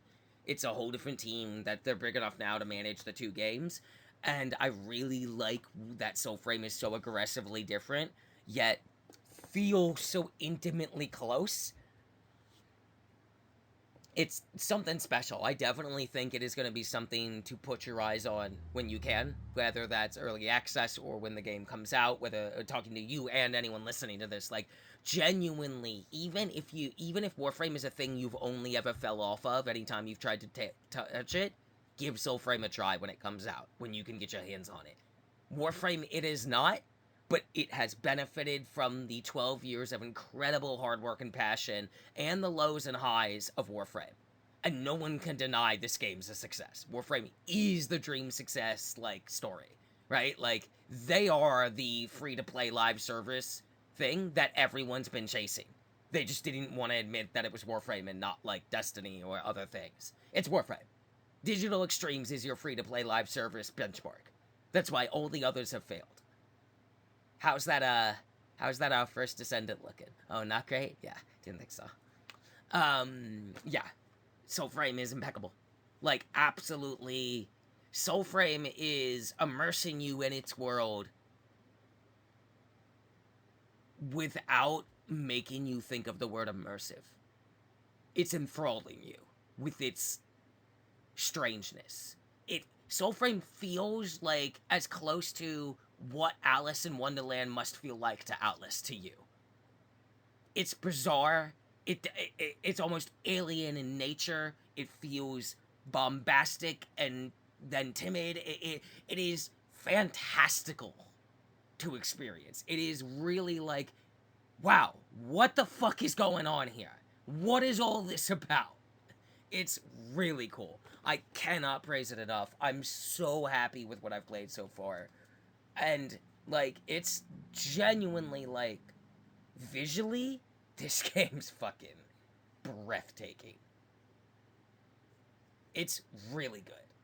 I am looking forward to providing updates. I am looking forward to early access when this game is like launched and we're doing it now. I can't wait to play this. Like I honestly kind of hope they do a reset of progress and just give me some cool stuff like beta cosmetics. I would love that because I really enjoyed the fact that I got to play Warframe at the start of like when it launched for everyone on Steam, and I've been with it more or less ever since. There's a couple eras where I didn't play as much, but like I really have enjoyed my experience as a Tenno, right? As somebody like Warframe is that game to me where I'm like, yo, I'm a Tenno, man. I'm in there. Destiny was for a long time. I was like, yo, Guardians, let's go. Like you get into it, right? Like, but it's rare. It's rare that a multiplayer game lives on the way Warframe has lived on, where it seems to be in a perpetual state of high. Like it's just consistently in the player base, like high count for Steam. Like it's like, yo, Warframe is good. Warframe is still good, and at the rate Warframe seems to be going, in 12 years, Warframe's just going to be chilling, celebrating its 24-year anniversary with an entirely different team that's inherited it from the previous team who might be retired by then. But, like, it's almost like it seems like too good to be true. You know what I mean? Like, there probably is a point where Warframe doesn't exist anymore. But at the same time, like, you know, we didn't think World of Warcraft would ever die because it showed no signs of dying.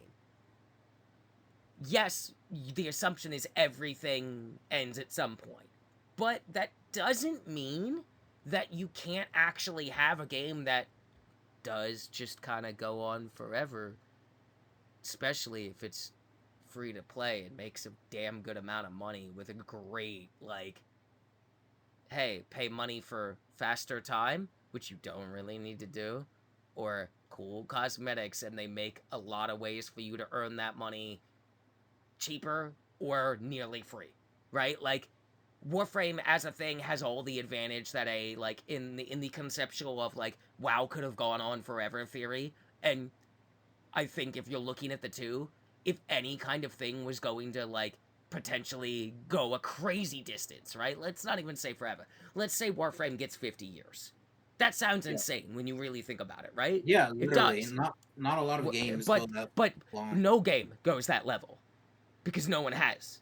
Technically, if WoW is still servers are up and they haven't shut it down and it hits the 50 years, even if they're still dying, WoW might get there in a slow death way, right? Technically, Yeah. that would still do it.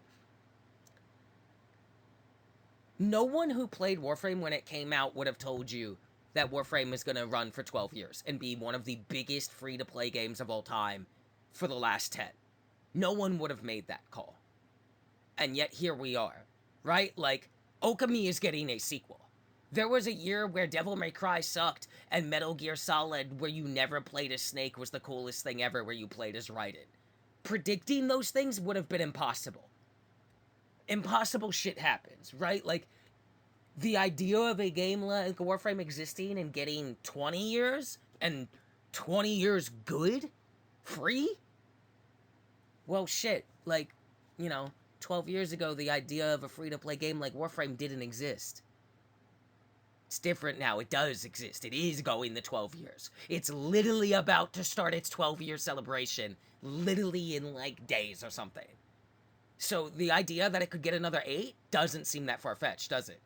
It's more than halfway there. And this company has not, like, tried to do a million things. They've dipped their toe, and they didn't even try to do anything else but Warframe for a very long time.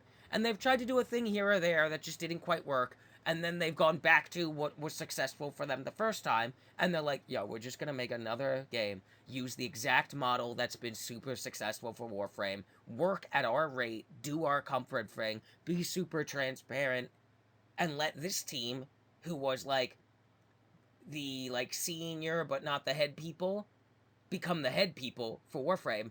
And the former head people from Warframe are like, we're gonna step over here, go back to a smaller team that's still bigger than Warframe's original team, which was like 30 people, if that, at that time, in a company that had money to keep the lights on for 3 months, right? Warframe was a Hail Mary. Warframe is the miracle. Except then they put in the hard work to be like, yeah, fuck the miracle. We did get the miracle, we didn't waste it, right? Like, did the Hail Mary, miracle play wins, came back every season as the GOAT. That is Warframe's legacy currently. And like, if Warframe shuts down in 5 years, like, I feel like I'm looking at the only game I can think of where someday I'm assuming the Warframe servers are done. Right? At some point, this seems like it has to end.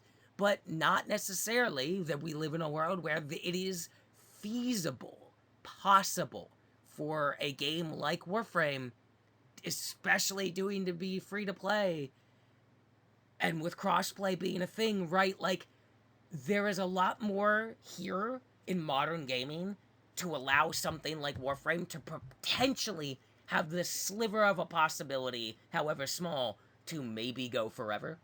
Or maybe just my lifespan, right? Like, I can't say forever, but you know what I mean, right? Like, Yeah. the pieces are here for something like this to go this further. Because, like, yeah, WoW is like 25 years old or whatever. No one thought WoW was gonna last 10 years, let alone have 10 years of highs, right? Like, no one thought it would get 20. And it didn't really start seeing lows until after the 20. WoW is a game you gotta pay for. With expansions you gotta pay for. And it's a subscription service you gotta pay for. And it's only on PC. You don't gotta pay for Warframe. It's on everything. The crossplay works, it's immaculate. The game's really good. It's also a game that, due to its nature, having that, like, people complain that, like, oh, but okay, you can pay to have the thing faster. Yeah, but that's not the point. You're missing the point of that. The point is that you don't have to. Which means the game isn't trying to hold you hostage. Like, oh, you better be here while the event's here. Nah, fuck that noise. It's a video game. You have a life. You gotta go do shit. It'll be here when you get back. You know what I love about that shit? Oh, did I got some new Warframes crafting, some new weapons? Great. I gotta call it for the night. I got work in the morning. I'm gonna go to bed. Yo, by the time I come back from work, those weapons are done, B.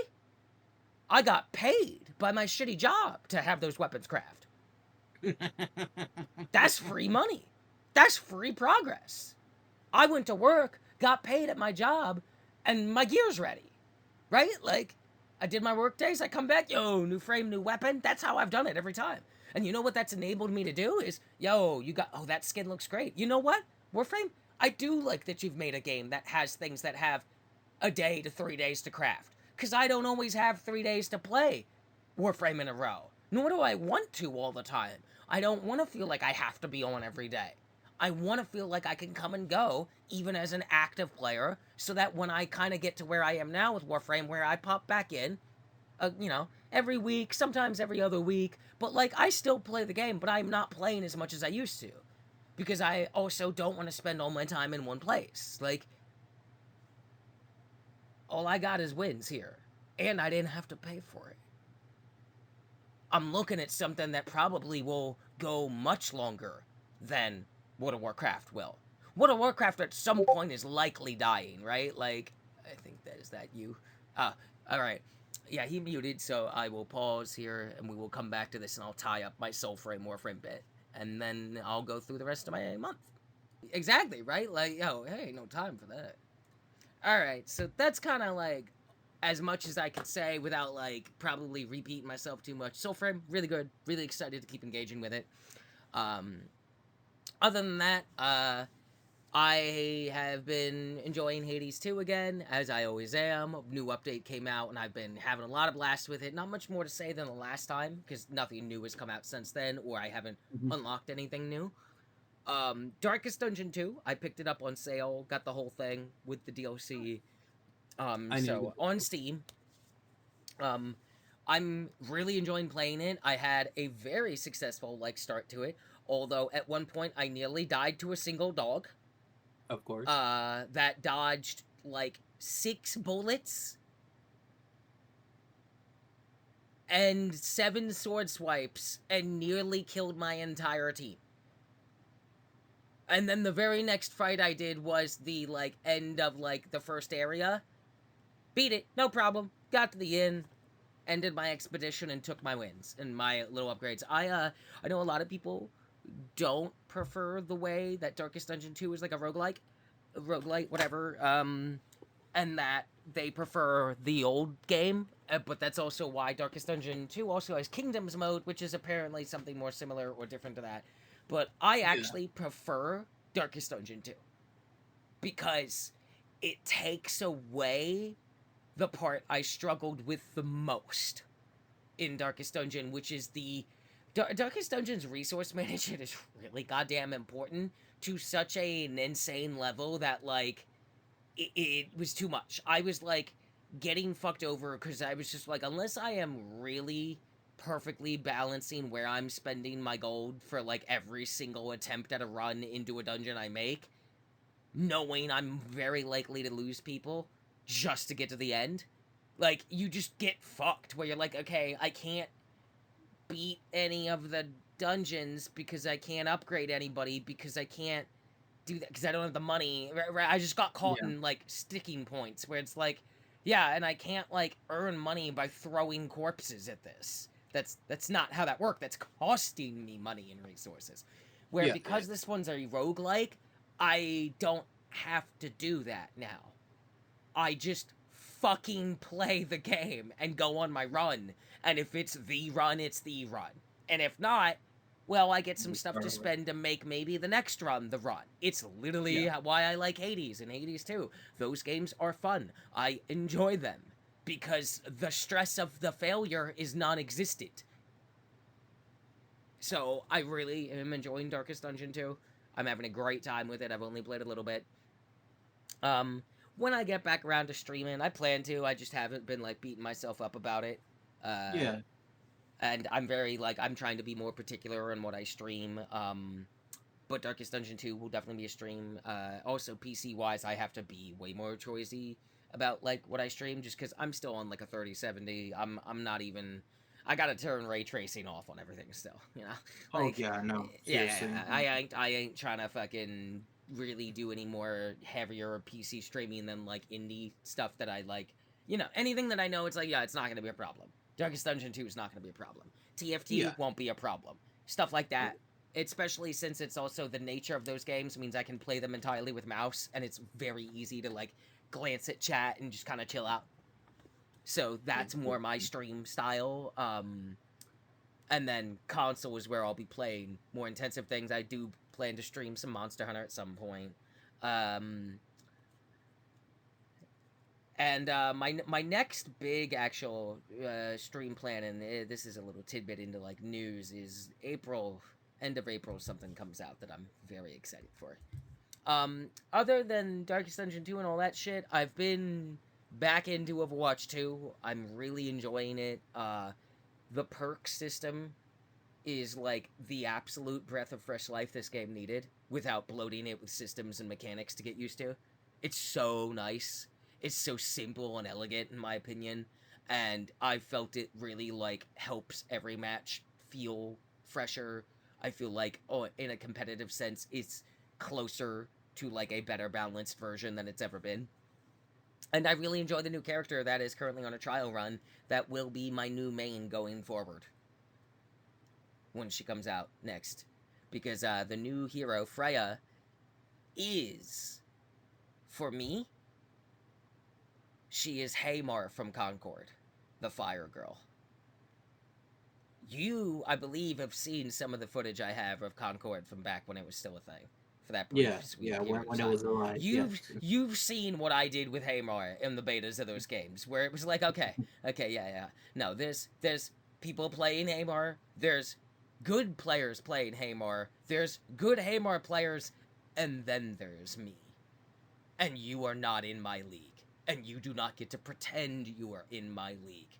This character was made for me. That is how Freya feels because it's the exact same goddamn fucking kit. The biggest difference is I would say that Freya out the gate is Hamar light. And then as you play through a match and you get to pick your first perk, your minor perk, you pick one of the two. For some characters in Overwatch, and everybody has unique perks, and at level 2, you get to pick one of your minors, and at level 3, you get to pick your major, right? That's how it works. It's just temporary, it's just for the match you're in, really, right? Like, it's just that. But, like, the little things that can shake up the game a bit. For some of the characters, I will stand by that, like, yo, both those are good. I tend to prefer that over this, but sometimes it's situational. And then there are others where I'm like, Freya, even though this character's not out and could receive reworks, but as of she is currently, I'm gonna tell you right now, Overwatch people, hey, are you playing DPS?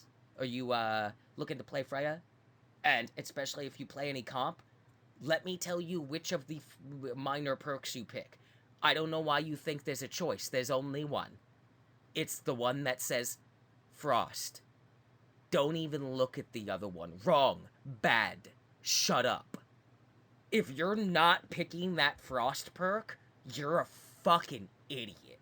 Like, you're objectively dumb, and you don't understand why, and I can help you. Because her kit needs it. It is mandatory. The other... So what the Frost perk does, to just give a little more context, is that if you hit... She has a crossbow that's like rapid fire, 12 shots. It's pretty fast, and... it's pretty... I feel like it's pretty easy to get 3 shots on people. It's real quick, and it's got a solid-ass range. So the Frost perk, which you can pick at level 2, you pick that, or you pick the other perk. The Frost perk is that if you land 3, like, hits on people with your basic fire, just holding the normal button down, out of your 12-shot rapid-fire crossbow, if any 3 hit anyone in rapid succession, they get slowed by 20% for 2 seconds. I'm gonna tell you right now, if they're not a tank, and someone isn't here to save them, I'm killing them. They're fucking dead. That's how it works. The other perk you can choose if you don't take that one is, all it does is reveal critically, like, injured enemies to you. That's it. Through walls, mind you, the entire time they're low health. It's not even a thing you have to, like, pulse out. It's just permanent. As long as they're low health and within, like, the range of it, and the range is decent. Not worth it to have that slow. Because, like, and when I say Freya is Hamar, what I mean by this is, she has dashes. You can do them in the air. And she has an updraft, which is like a high jump thing. And then you can do your dashes in the air there. You get 2 dashes, so when you spend one, you still have one, and the cooldown's already refreshing. If you hold L2 at any point while you're in the air, regardless of the source that puts you in the air, you switch to her ult fire, and when I say switch, it's there's nothing. You're just zooming in and slowing down your momentum so much that you are now literally just in air, not moving. You are very slowly drifting. You literally, like, freeze in midair, regardless of anything that puts you in the air, and you shoot a charged shot that has a delayed explosion. Now, your 2 major perks, one of them, and you pick these at level 3, one of them is that when you use updraft, which is the big high jump to get real high up in the air, and her updraft puts you at, like, Pharah range. And it's faster. It's straight up, that's why. It's not a jetpack, it's not a it's straight the fuck up. It's just the gust of wind, it just puts you straight up in the fucking air. She is the only non-flying character that can absolutely run down the flying characters. The days of only a cracked Widow being able to snipe the Pharah with the Pocket Mercy are over. Fuck that noise. I'm 1v2ing you. You do not win this. Because Pharah's gonna have to come down before I will. Because I can go up, aim with the L2, go into my slow-mo, hover in midair, boom, shoot my shot, air dash immediately in any direction, aim, shoot my charge shot, unloading rapid fire regular shots between that, air dash again, aim and do it again. All before I ever have to touch the ground or anything. Farah has to land before I'm even halfway through that sequence of events. Pocket Mercy or no Pocket Mercy, your jetpack is not infinite. And the way my character moves is better. What's really interesting, though, is that the other major perk for Freya, instead of taking, like, the thing where it's when you use... So the two major perks are, if you use Updraft, the big high jump thing, it instantly refreshes one of your air dodges. So technically you have 3 because it's an instant refresh. The other one, which is the one I tend to pick more, is that a direct hit with your alt fire L2 hover midair charge shot, which also makes it kind of hard to hit you because she can play from so much range that, like, yeah, I'm just hovering in midair, but I'm way out of, like, easy accuracy range. You have to commit something to get to me, and by the time you do, I'm already gone. Or we're already dead, is the idea of the character. The other major perk is that when you hit somebody with like, the charged L2 hover shot, it instantly refreshes 3 of your regular shot. Instantly. Which means if I unload all my ammo, boom, dash to the side, slightly in the air, hit L2, get the charge shot. By the way, when I say charge shot, it's not like a charge and I have to hold it and wait. Did I touch L2? Fire. I have it. It's already there. There's no build up. It's instantly ready. That doesn't sound like a charge shot at all. Well, it's a charged bolt, but it's not a charged shot. The bolt has a delayed explosion. It doesn't explode immediately on impact. It hits something, then explodes, which means you can also bait people into it. But it's better to get a direct hit, does more damage. The explosion is also just big enough that if you hit somebody directly and they are ever near someone when it procs, it will proc on both of them.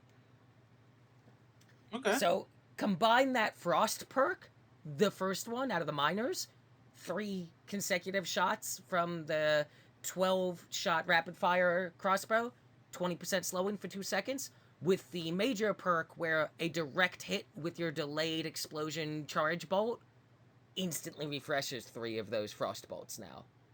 All while I still have 2 air dashes that restock pretty good, and the updraft, which goes up. Her ult is a bola that after I brief charge, you choose when to fire it. You don't have to fire it right away, basically. There will be a time where you will fire it, but, like, you set it up and then you're ready. You don't have to fire it right away.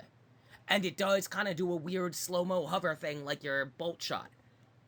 That thing is a bola that pulls people in, slows them down with an icy vortex, and then does a delayed explosion. Every time I have gotten that ult, I am popping that, and I am getting triple to quadruple kills. I have gone, like, 25-0. I think I have, like, 3 matches with this character that's not even out, where I am 25 kills, 0 assists, 0 deaths. Perfect bounty hunter. Because that's her whole thing, is she's a bounty hunter. Is I'm just, like, perfect bounty hunter. I take only the credit for my kills and nothing else. I hunted you down, like the dog you are, and you tried to play games, and I put the bolt in your fucking throat and said, "Goodnight, sweet prince." And then I killed the witnesses, and I left corpses.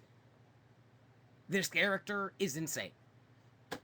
And the reason I think she's, like, very me-coded is because, like, when you start out, base kit feels Haymar light. Then you get that frost perk, and you're like, now I feel like Ice Haymar. But it really is Ice Haymar, because you play it the same way.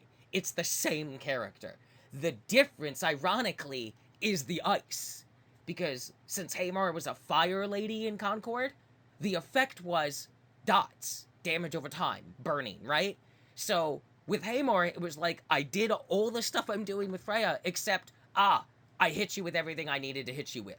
I am disengaging from this fight because I've already won. You cannot make it to the health pack in time. My fire will kill you beforehand.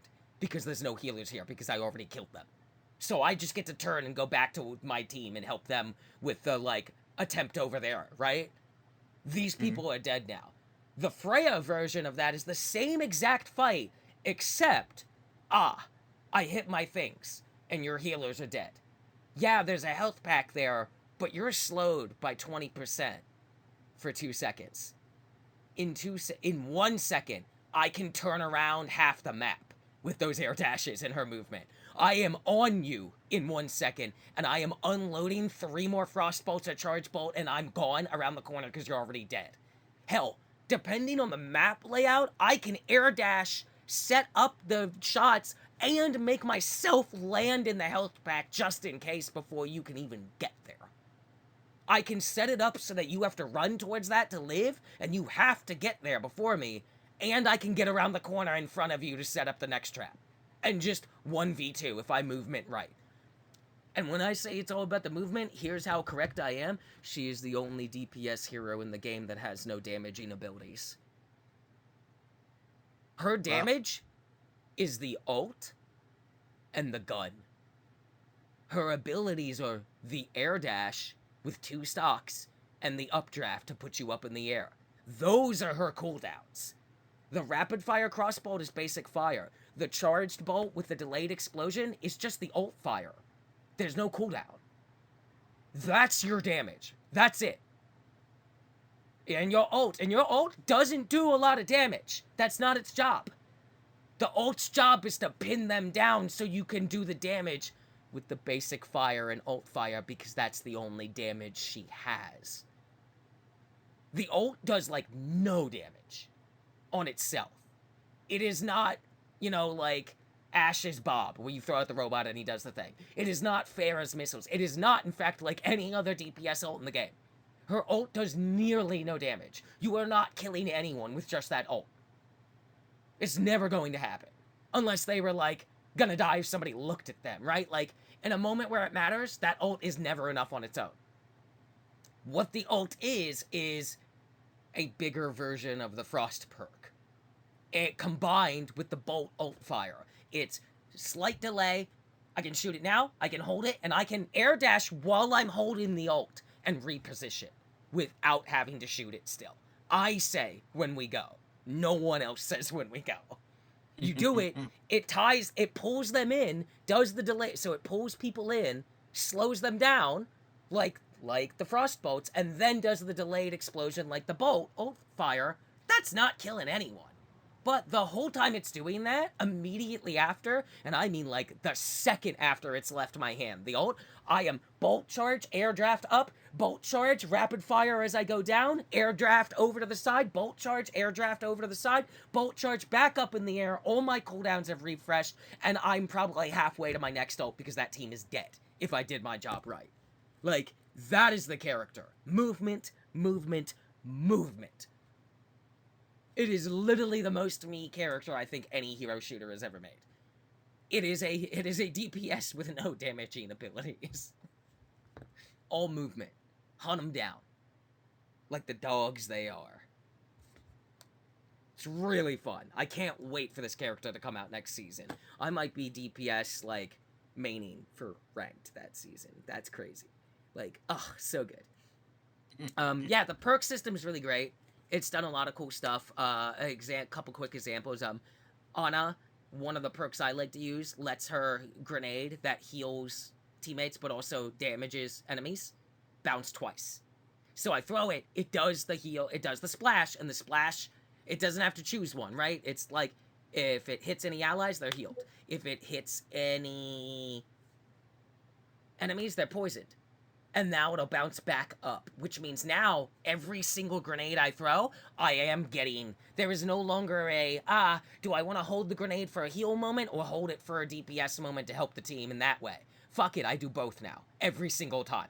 Doesn't matter anymore. One of Ana's major perks, so these are her 2 major perks, are her rifle can critical damage, which means it turns her into a DPS sniper as well. Not quite as strong as Widow, but enough that if the Ana is accurate in landing shots like that, it matters now. Because those shots poison you, but now I can also get the value of a headshot, which means, did I find the Widow first as the Ana? Hey, yeah, I win that now. I win that every time now. Get fucked, lady. But that's not the one I pick. The major perk I pick is when Ana uses her ult to empower someone, she also uses it on herself. Hey, guess what? Now I'm gonna 1v3 you. because I have my sleep dart and my double bounce grenade, and there's a health pack there, and I just ulted myself and my tank. Yeah, I am the DPS now, with the tank, who's in my super. And I'm in my super. And I can heal and damage. Let's go. The game has changed. Overwatch has changed. They heard the challenge, and they have responded in a way that I find appealing. So, it's fun to be back. I'm having more fun with it than ever.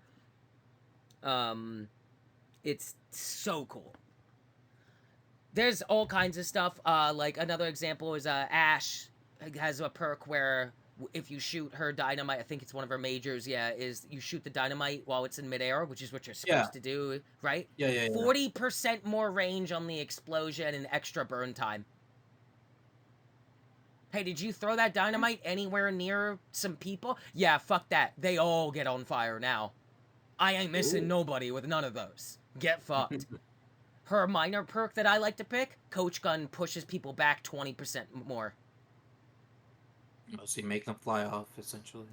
Or I actually can play more aggressively because I'm pushing them so far away from me. Also, Coach Gun, pushing really far away, instant dynamite, instant shoot as they try to push back in. Guaranteed proc. Guaranteed. Coach Gun can also, it's not limited to how many people it can push. If 5 people are standing close enough, that Coach Gun pushes all 5 back. Okay, throw the dynamite, shoot it, spam it. I don't need to aim and shoot the dynamite. Fucking throw it and spam the trigger. I'm gonna hit the goddamn dynamite. It's mid-air. And now everyone gets burned, and now everyone has increased burn time. I think it, like, procs longer. So that's just an example. Bastion. One of his major perks is, hey, you remember the self-repair he had in his kit from Overwatch 1? Yeah, that's just a major perk you can choose out of the 2 options there at that point. Except now you can move while you're healing. Mobile tank is ready. Hey, Brigitte is closer to being a tank than she's ever been with her perks. Any of them. Like, it is... None of them feel bad out of what I've seen. I've not seen a single minor or major perk that I could be like, that's bad. Like, even, you know, saying that the Frost perk is still the correct perk. It's not that the critical health reveal perk is bad. It's definitely fucking not bad. It's literally telling you where people are all the time, unless they're not super injured. Right? Like, if they're super injured, I know where they are. And with this character, you don't want me to know where you are. You need to not have me know that because I have a lot of mobility and if I have the frost bolts and I know you're injured, I don't care who you are. If I'm ready to get to you, I'm coming for you. You better be ready. You better pop the ult because you're gonna need it or I'm gonna kill you. But I prefer the other one. I think it's better. But like, really like subtle but impactful little things. Yeah. So that's been a blast. I've been playing with Lizzie a lot. And then, other than that, dipping back and forth on dungeons, Hinterberg continues to just be, like, delightful and strange the more I play it. And that's essentially my month wrapped up. Which, wow, that took us nearly 2 hours to cover just what we've been playing. Well, there's still one more. There is.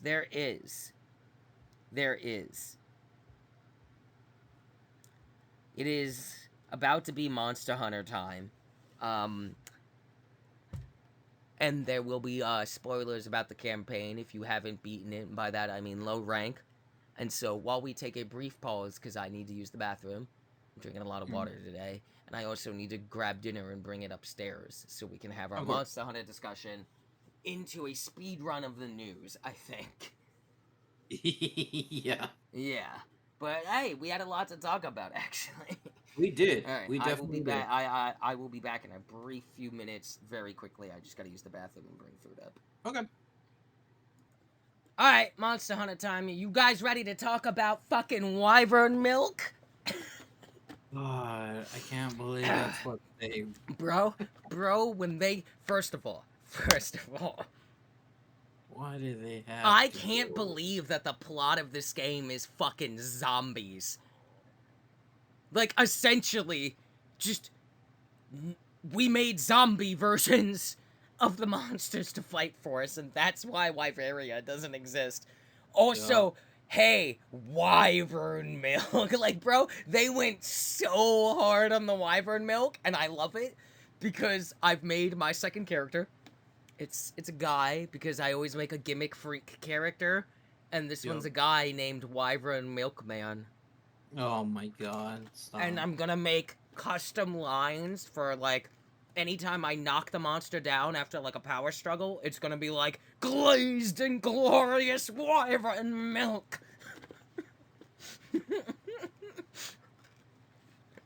I am gonna very much enjoy reminding everyone that wyvern milk is a thing canonically to the end of my days. I'm never gonna let you all forget it. I hope you know that. It will never die. Even if they never mention it again. Ever. In any other. I am gonna mention it. I'm gonna let you know. I won't let you forget. Hey, remember when there was wyvern milk? And it's definitely still there? And it was a crucial, integral, utterly necessary plot device? Wyvern milk. Bro, bro, I love it. It's so bad, and I love it. It's that delicious cringe. I can't believe how hard they went on it, too. Dude, it was like the moment they said wyvern milk, every fucking sentence out of this guy's mouth is like, wyvern milk.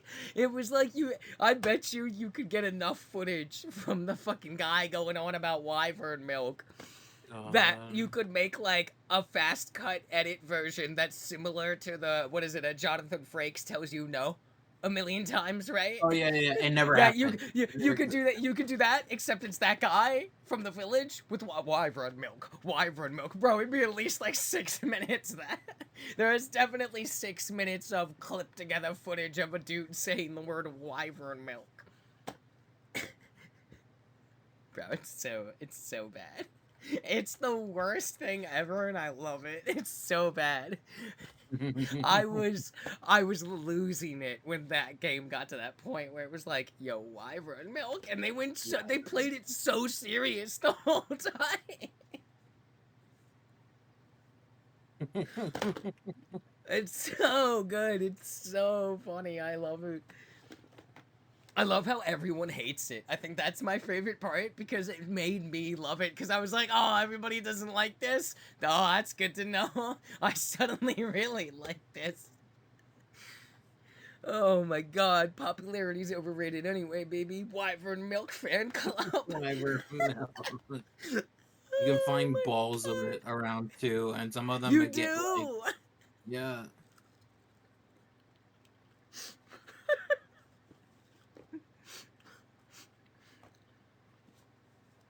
Oh my god, just let me go back in time and be a fly on the wall in the boardroom meeting where the guy pitched Wyvern Milk.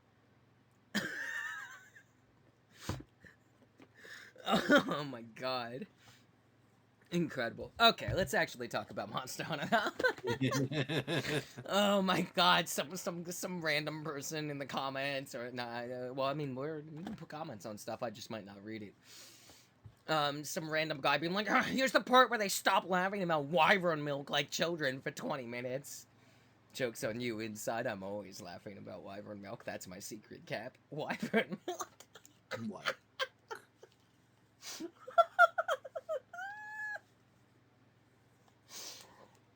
Look, you You're gotta gonna start eat it? talking about the game or I'm just gonna keep us in wyvern milk town. Okay, so all right, so there's like two sections to the game, um, because there's the low rank and the high rank, and then like that's sort of the end game per se. So for the current moment, so the low rank doesn't last that long. Like it is basically the majority of the monsters, but um, it doesn't really last that long. Like it's only a few hours if you're just kind of like going through it, which is honestly kind of great. I didn't like, really expect it to go that fast. And but I then there's agree. like then there's the higher rank stuff per se, which is like once you start like I The think mission game, 4. people complained about this, and I don't get it because, like, it fixed what I didn't like about World and what I did play of Rise, and I loved World and Iceborne, still do. I didn't even get through all of Rise or ever touch Sunbreak, but what's really annoying as somebody that like now knows how to play Monster Hunter. I don't need a 30-hour campaign to teach me how to play Monster Hunter. Let me get to my high rank. I want to get to what is currently highest rank in the game. Like, in terms of terms. Not, like, highest rank, but, like, if there's only low rank and high rank in a game like Monster Hunter where the whole thing is a grind that's just fun, I definitely don't want to waste time in the low rank. I want to get to the high rank where the game is. So I have no problem with it personally, and it's like I know that like it's gonna do the whole same thing. A year of updates, it'll get better as it goes on, and then expansion will give me master rank, and it's like, you know, people giving this a lot of criticisms I've seen, and I'm like, you guys must forget that like, yo, when World launched, it was kind of much the same. It just took way longer to get to the high rank in World. You weren't even halfway done the story by that point. I prefer to get there quicker so that I can just, all right, cool, I'm in.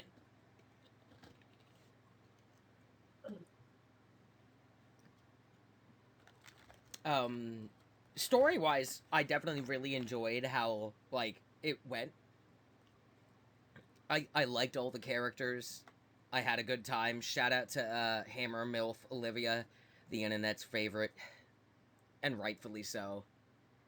Um, I'll be honest, I only really have good things to say. I think this game's great. It honestly was a like a really good game, and I'm like kind of Mm-hmm. I wasn't too sure like what if how it was gonna like play out or anything like that, but I'm glad it went as well as expected.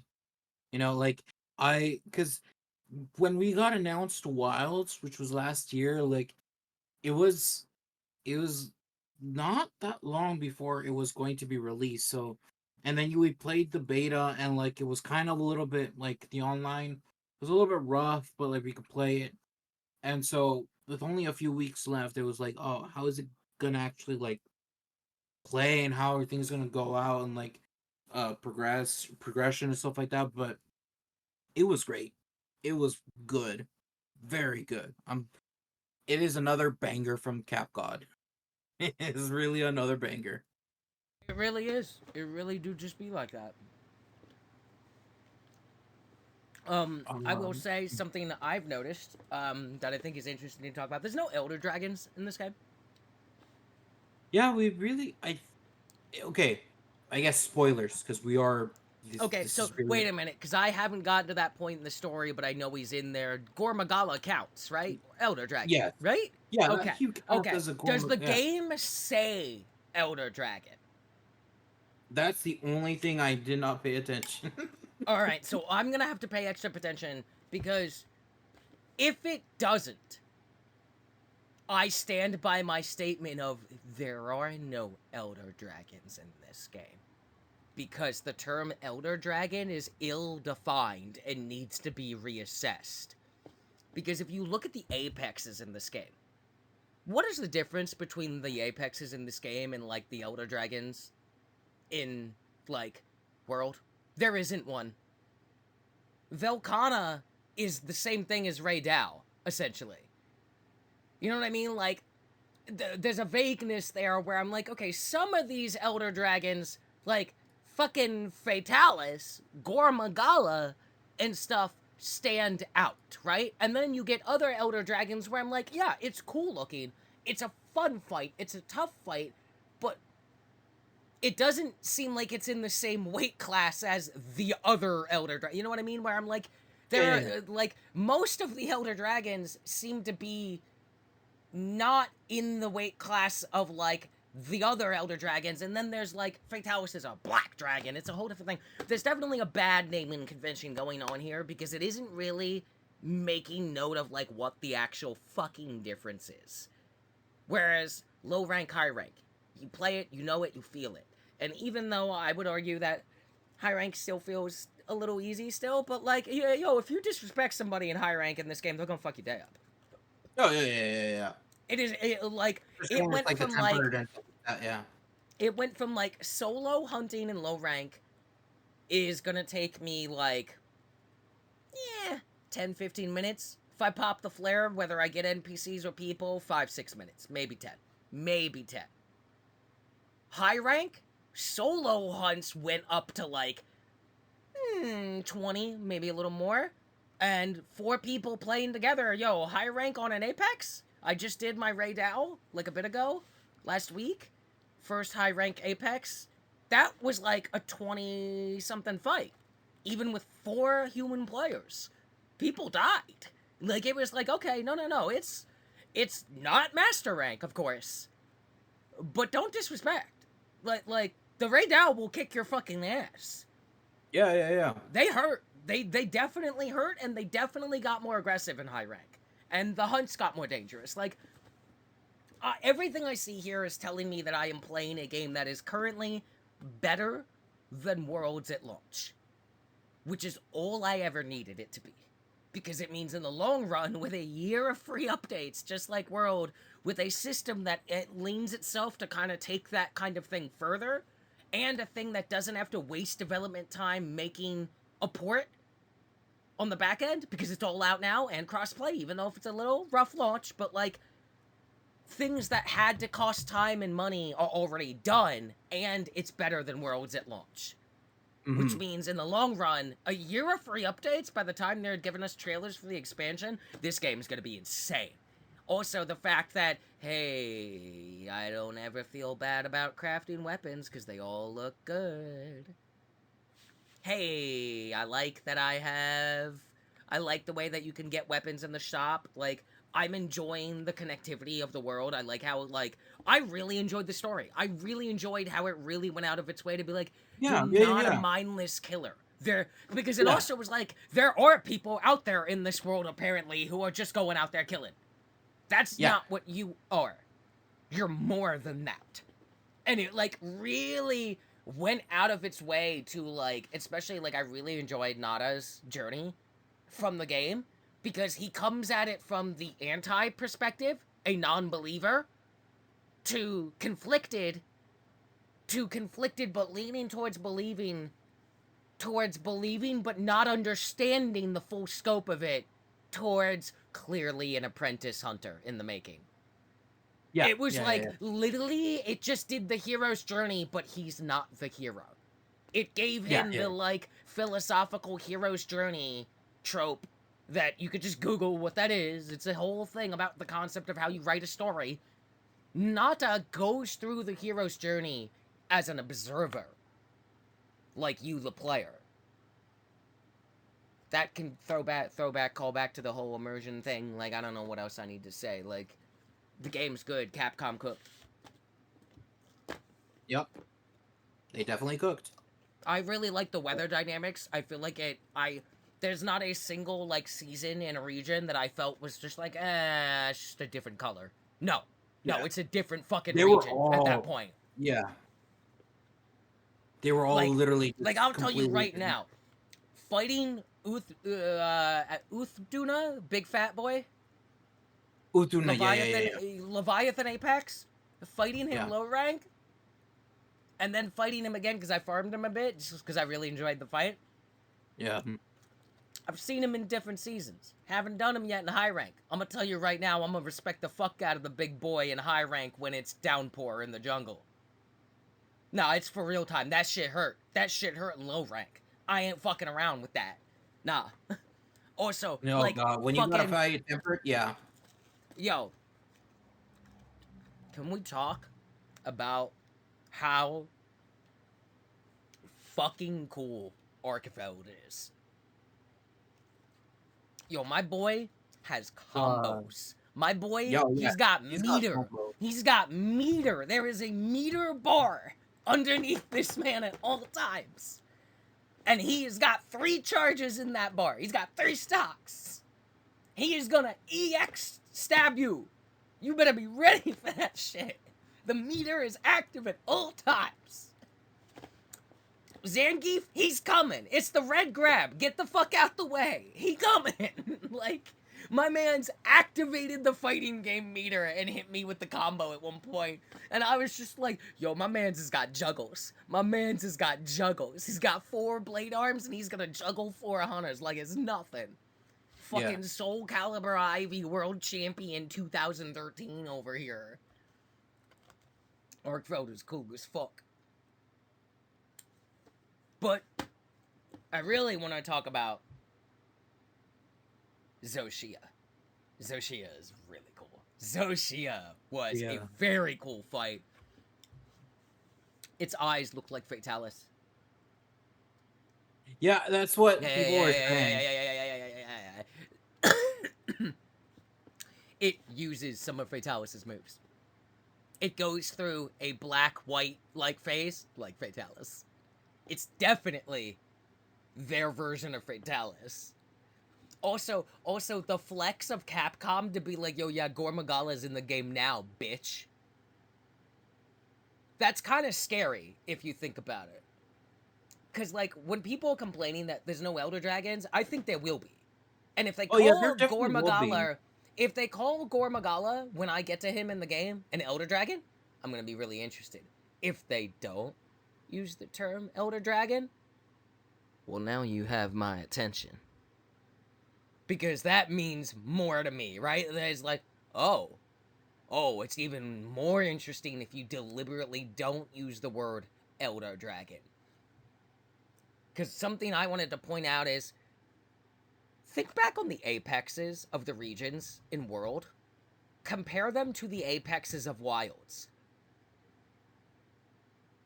The apex of the first region in World is Anjanath. The apex of the first region in Wilds is Ray Dow.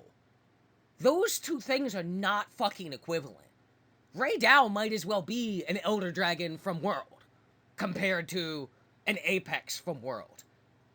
Which I think is important to note because the apexes feel way more interesting and significant to their ecosystem and way more dangerous than the apexes in any Monster Hunters I've played. They feel closer to the Elder Dragons of World. Or the weird, okay, they're the early Elder Dragons that aren't nowhere near the level of the high-end Elder Dragons, right? Like, Velkhana's crazy, but Velkhana does not matter compared to the fucking stone-singing bird thing you fight later, right? Like, there needs to be a delineation, and I feel like maybe that's what Capcom's doing, because nobody expected them to be like, yo, you know all that shit that only the Deep Lore nerds know? We're just gonna talk about that directly. Literally go hunt in Wyveria. Literally stand in the lore. Right? Like, I think we're definitely, obviously, gonna get Elder Dragons. Whether they use Gormagala as one or not, I'll have to keep an eye on when I see it. But I think the fact that the apexes stand out so much as, like, incredibly distinct monsters, they feel like they should be the apexes of their region. It makes sense why these are the big guys. Yeah. Which means when I get to Arkveld, like, Arkveld feels like he should be there, right? Zoshia feels like it's the end of the like, story, essentially, you know? Yeah. Zoshia being the wall between you and high rank beginning makes sense. Like, in the way that, like, I think it was like you beat fucking the climbable volcano mountain. Zora Magdaros is how you got into high rank in World. That is the worst introduction ever, because then you go do your actual first high rank and get fucking annihilated. Because you don't even realize you're in high rank when you're doing the Zora mission. Because it's a fucking set piece. Yeah, you better believe I knew I was in high rank when I got to Zoshia. The first time I got hit. Also, shout out to the amount of people who complain that this game's too easy, and then I listened to how much they, like, yeah, I died a couple times throughout the campaign. Bro, I never even carded. I think I beat that whole campaign with 0 carts. Not even like a failure of a hunt. 0 faints ever. I got carded because of the explosion thing that I didn't know how to, like, not get hurt by. So that was kind of it. I tanked it.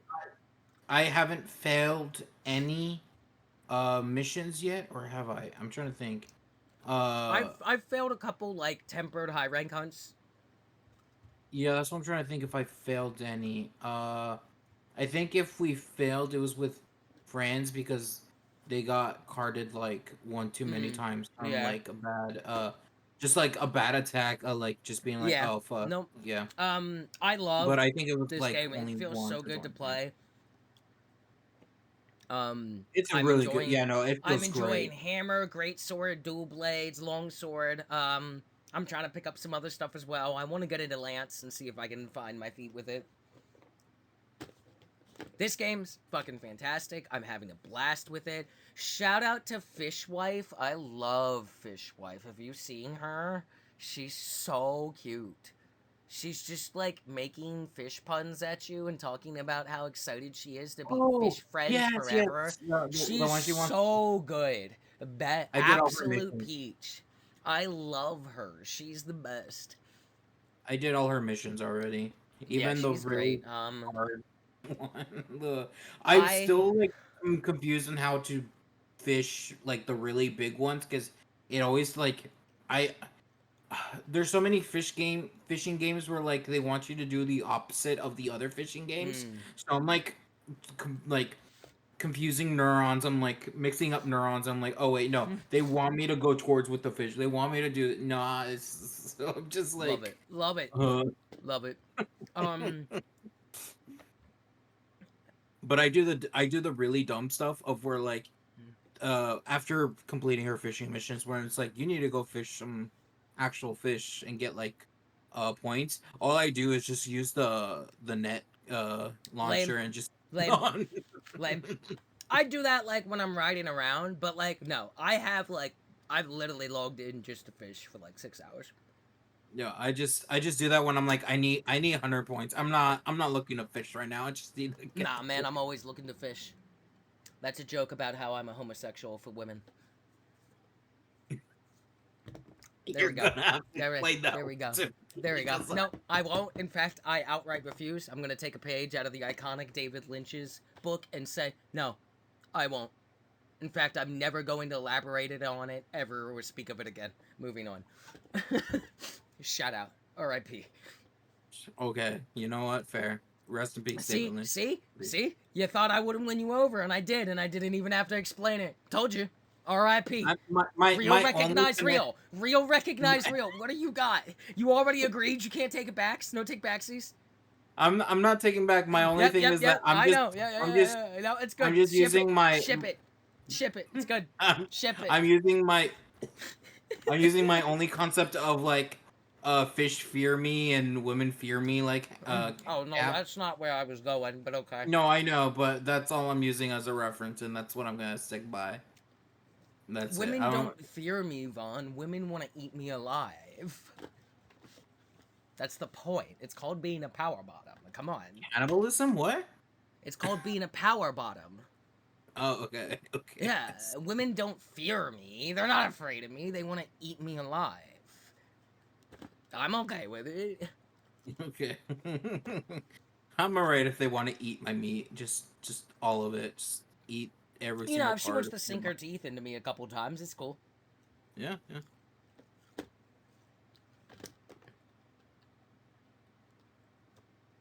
We need to I like would. move on. We need to like Yeah, continue on. We yeah, can't yeah, just leave yeah, it yeah. like there Monster for a Hunter. Yo, pause. Monster Hunter. Monster Hunter's good. Like, this is how good it is. It's great.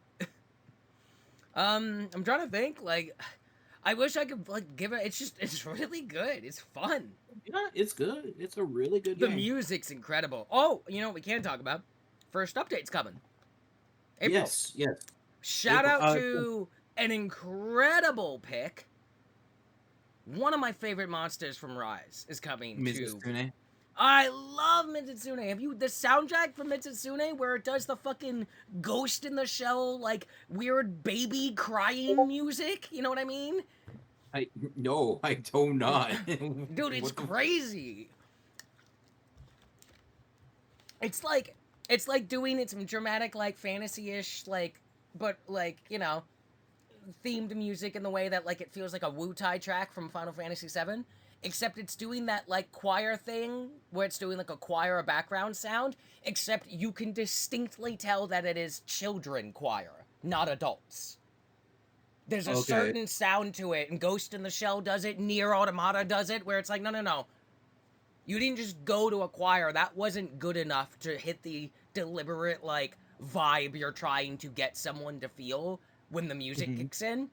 You went to a choir made of young people, children in a choir, because they're going to sound different than adults in a choir, just factually, scientifically. Yeah, And yeah. there's a very distinct sound that comes out of that when it's paired with, like, the rest of the soundtrack that, like, just when you hear it, you'll know what I mean.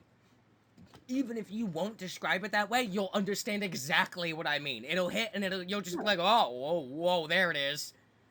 It's the time to pay attention moment of the song. It's the moment when Mizitsune stops being cute and pretty to, yeah, I'ma fuck you up. That thing's fast. Hey, for those of you who didn't play Rise, hey, that thing's real fast. That big Oh old yeah, pretty no. Leviathan That with the thing, bubbles. That it's girl, slippery. that girl move. She quick. It's slippery. It's a little slippery. Yeah, dude, I can't wait to get the bubble slip and be able to charge my great sword true charge, slipping and sliding around. Can't wait. Can't wait. Sounds good. Sounds good. I think Uh, there's going to be another monster coming with the update too, but I don't know what the other is. I know there's been leaks. I haven't looked at them. I just look at the official I stuff. have not. I thought it I was music. believe we're getting a hub, like a more like the way Yes, we Monster are Hunter getting World the had a gathering hub. hub. We are. Yes. Oh, tomorrow we're getting a showcase. Yes, we are. Yes. That's So what ironically, right saying. after the, Yeah, of course, after the episode, professionals. We'll we just are talk about complete it next time. professionals. Whatever. Don't worry about it. Exactly. I don't care. Doesn't matter. Um. Other than that, I'm just trying to think like.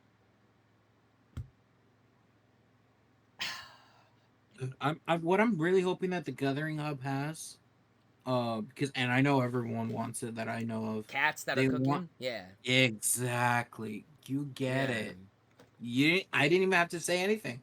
You got it. Yeah. See Everyone how knows. everyone See? wants that. Yeah, See everyone how knows. everyone wants that. You know who doesn't want Oh cats that cook delicious meals? Hitler. God. Yeah. God, imagine being like Hitler in any way. Even abstractly as that. Couldn't be me. Not ever. Hitler, he hated cats making cute, delicious meals with gorgeous animation. Known fact.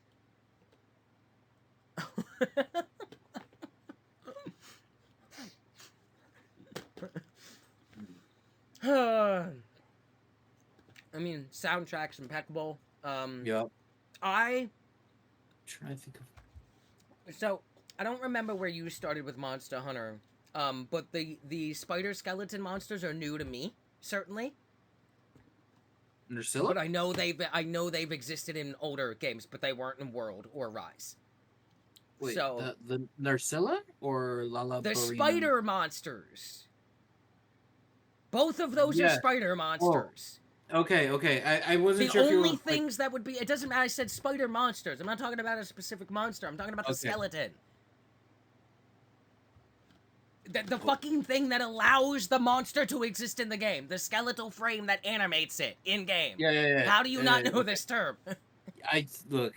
You're fucking freaking I'm out over gone. nothing over here. I'm gone. I'm gone. The fucking thing that literally didn't exist in World or Rise because it was complicated for them to figure out how to put in the new engine. We didn't have any spider monsters in those games because they couldn't get the skeleton to work in time. Well, we did here. And then they got the new one, the cephalopod. That's new, I think. I think that's like legit new. I don't think there were cephalopods before. Wait, which one? The octopuses.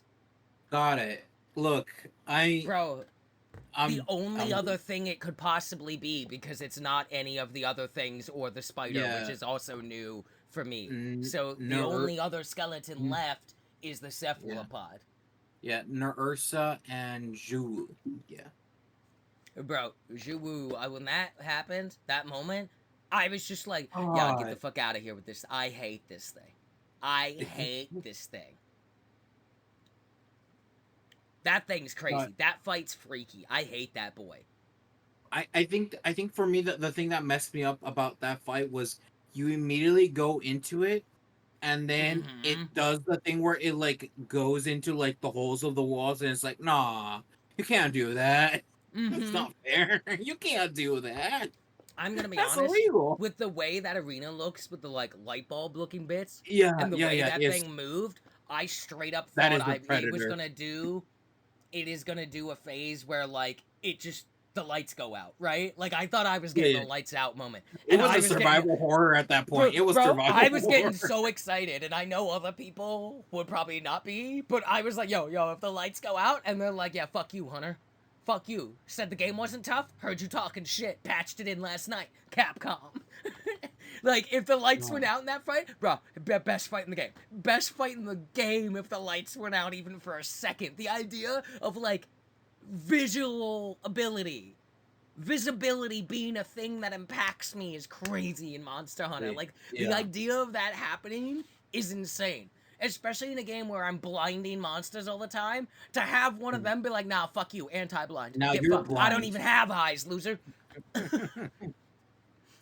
That was And then crazy. when That, it does the mouth yeah. attack, Oh when it my does the god, mouth so attack, crazy.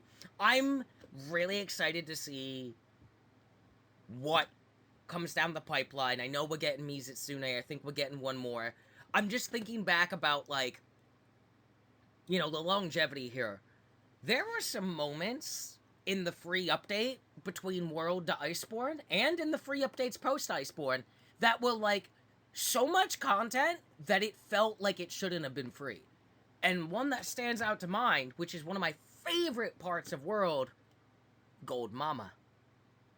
yes, Kuva Kuve. Deroth. Yeah, there we go. All That's I gonna be can't an stop interesting one. thinking about is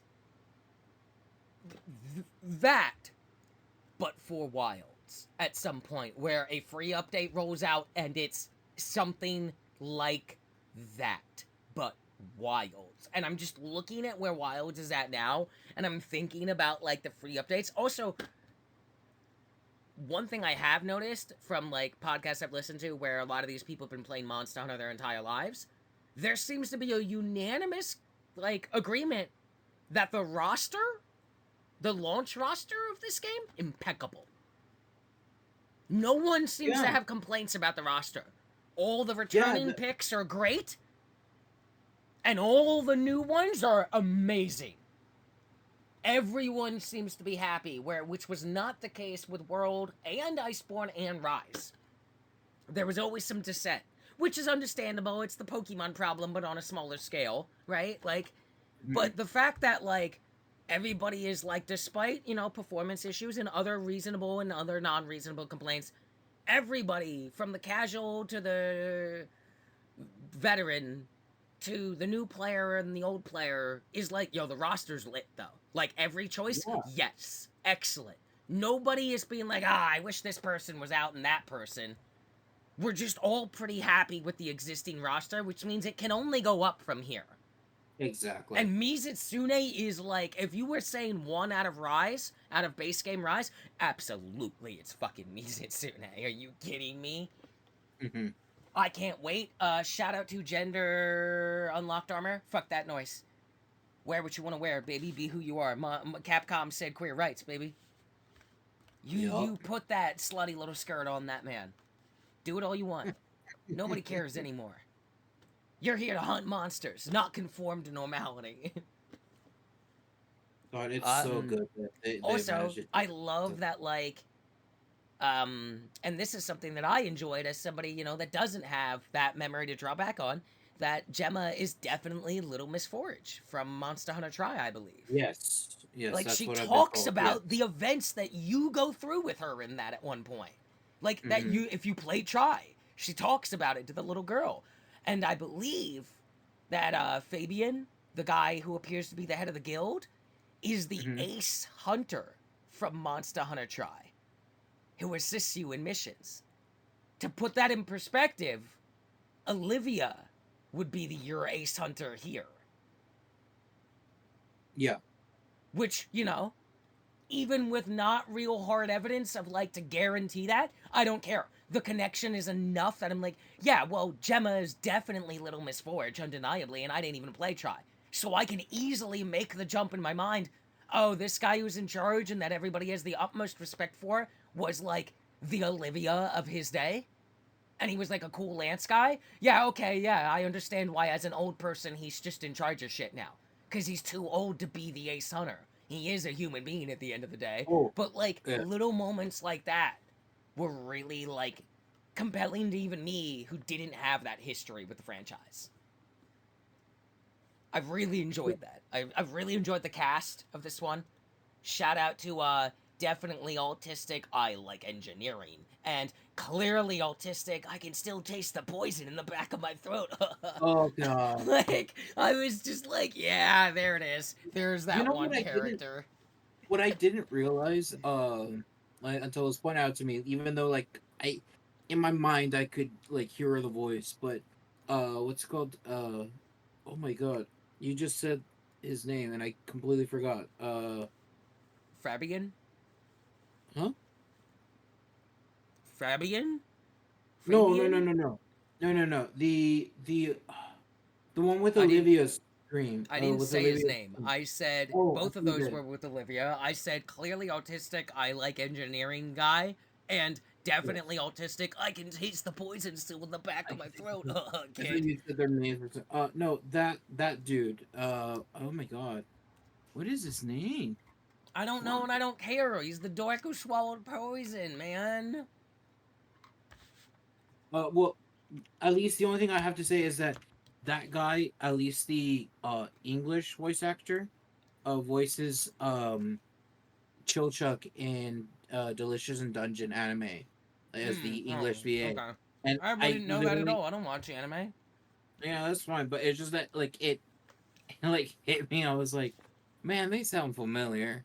They sound like alike. Oh, They should. yeah, And that then never would have someone's like, landed with yeah, me. that's the same video. It's like, what? All right, Look. so let's wrap up Monster here. I'll hit you with some quick fire questions and I'll provide my answers as well. Okay, go, go, go, Favorite go, go. region? Oh, You that's don't need to provide why. Favorite region. yeah, yeah, You don't need yeah. to specify season. Just what's your favorite? Fuck. Um, damn it. That's a good question. Really? Oh, he's struggling. I know what mine is. You know, I'm gonna go with the forest. I think I'm gonna go Really? with the forest. Yeah. I would have loved to have said the ruins of Iberia, but I really just like the forest a lot more. Yo, honestly, Oil Fire Basin's kind of lit, though. Uh, literally lit. It's on Yo, fire. It's, yo, it's yo, burning. yo, when it's on fire season and you're fighting like high rank fucking double Ajakarans by yourself with a greatsword, and you're just like getting into power struggle after power struggle, perfect blocks, and you're just no, it is the most tense thing ever, and it's so cool. Bro, put Teostra and Lunastra in this game and let me fight them dual 20-minute high rank tempered hunt in on fire on water basin. Let's go. That shit's crazy. Favorite fight in the game. So, not to specify here, this is about like mechanically favorite fight. Favorite fight in the So, game. what's your favorite thing to hunt? Just for like this thing, the way it fights me is the most fun for me to go against currently. You're gonna be surprised, but it's Jewel. It's Zhuwu, really, Yeah, really okay. yeah. Zhuwu is really cool. I feel like the cephalopods really like considering how hard it was for them to get the like I don't know what they call I guess the arachnid skeleton animation model to work in the newer engine, and it's great. I Yeah, really like Nursilla and Lala Ballerina. I like how they both move very different too. But I think the cephalopods really stand out to me because both those skeleton types are new to me because the one is just new and the other just wasn't around for a while. And I definitely like the cephalopod feels weird when you first see it. You're like, yo, what? It's yeah. it feels like a different game a little bit when you're fighting those. The way they move is bizarre. What's funny is that one it So being my dual favorite blue. fight wait, just gonna clarify something. Even though I'm a dual blades user and Jin.Ha would technically be my favorite one, just some of the mechanics of that monster, I'm like iffy at best. So that's why I went with Ju. Mm. Jindahad is really cool. I like Jindahad Yeah. as an Apex. I think he's incredible. Also, the armor makes you look like fucking Sauron. It's great. Yeah. Dude, as soon as I looked at that shit, I wish listed immediately. I was like, yo, I'm grinding this out. I'm grinding this out. Oh yeah. I gotta Oh yeah. have the fucking, come on, looking like Sauron, the Lord of the Rings. Absolutely. My Absolutely. favorite fight mechanically in the game absolutely has to go to Arkfeld. Arkveld, yeah, Arkveld that is a more very than good. Guardian Arkveld makes me think about where I am now and where I need to be next more than anything I've ever fought in a Monster Hunter. Hmm. Arkveld feels like he allows you to make one mistake and only one. Anything else will cost you a cart. And I haven't touched him in high rank and I can't wait to. That boy is not fucking around. He is, yeah, no, you're right. He does not mess around. That's what No. you have to be careful when fighting with Arkveld. Yeah, Arkveld will fuck you up. Oh yeah. Um, Oh, but can I put a second tier monster or second place sure, monster sure. just about Arkveld? Okay. Uh, Yeah, yeah, yeah, no, yeah. no, no, no. Sorry, Arkveld and then Raidal. Mm. Ray Dow is I a very good fight. I love Railgun monster. Yo, Ray Dow hero moment. Are you ready? Uh-huh. Uh-huh. There was a moment I joined someone's like high rank Ray Dow hunt after I'd done mine. Because I was like, oh, I gotta get the high. I want to fight more Ray Dow. Yeah. I joined I'm joining late. I get in there. I'm on my bird. Shout out to the secret. Incredible burb. Top tier. Capcom Chocobo is pretty good. Mm. Capcom Chocobo is pretty good. Bird can be trusted. Bird is friend. Bird is friend. So I joined this hunt. I'm running there on my bird, and I see the the little text pop up. I can't move because they're stunned, and it's Yep. just this one player and their cat, and their cat's also stunned. Oh no. I'm cresting around the corner, and I can hear the sound of the Radow charging up. I Oh start god. sprinting, go full speed with the bird, and I jump off the bird just in time to like land and block last second with the great sword in front of the person and their cat that are stunned and absolutely what a carded here. I blocked 3 of those railgun beams point blank perfectly with the great sword and then just hit him with the counter and put him right on the ground down. Like, I looked like the coolest person this person's ever seen. Like, it would have been one cart, whatever, but like, they popped the flare. I'm the only person that's joined this 10-minute hunt so far. And I just showed up out of nowhere and just point blank blocked 3 railgun shots like it was nothing. And then just hit him once, knocked him on the ground because of the build I have, and then just like tossed up a healing powder, the armor powder, the demon powder, and went to town.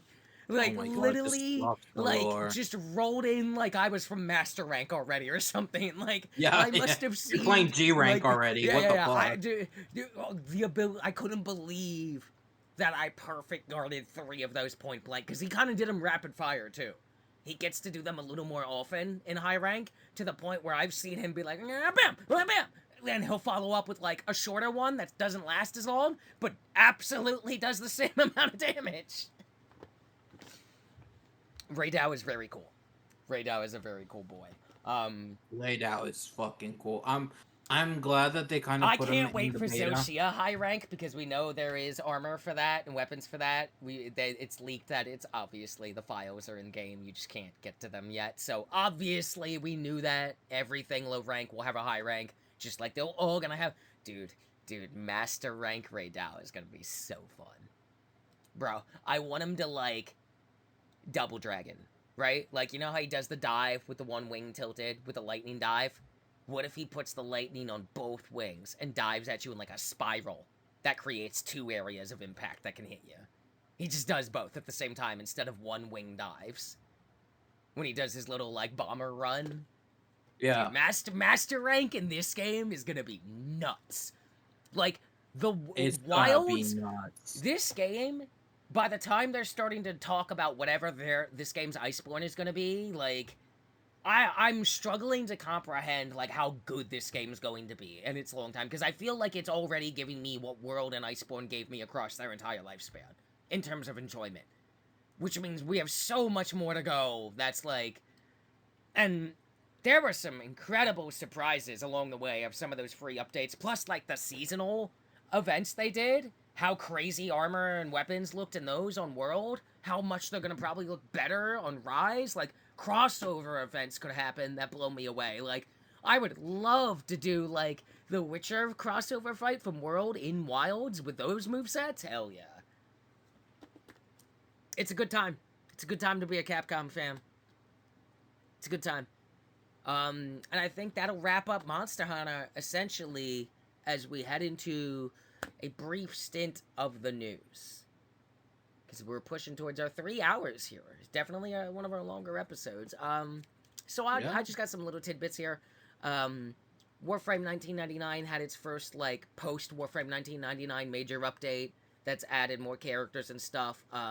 The way you access it is a little annoying because it adds, like, an enemy type that's, like, it fulfills the same role as, like, Kuvaliches or the Sisters of Parvos people, but that's an annoying grind if you don't have it already set up, so, like, I'm kind of, like, locked out of that content unless I grind all that other shit out.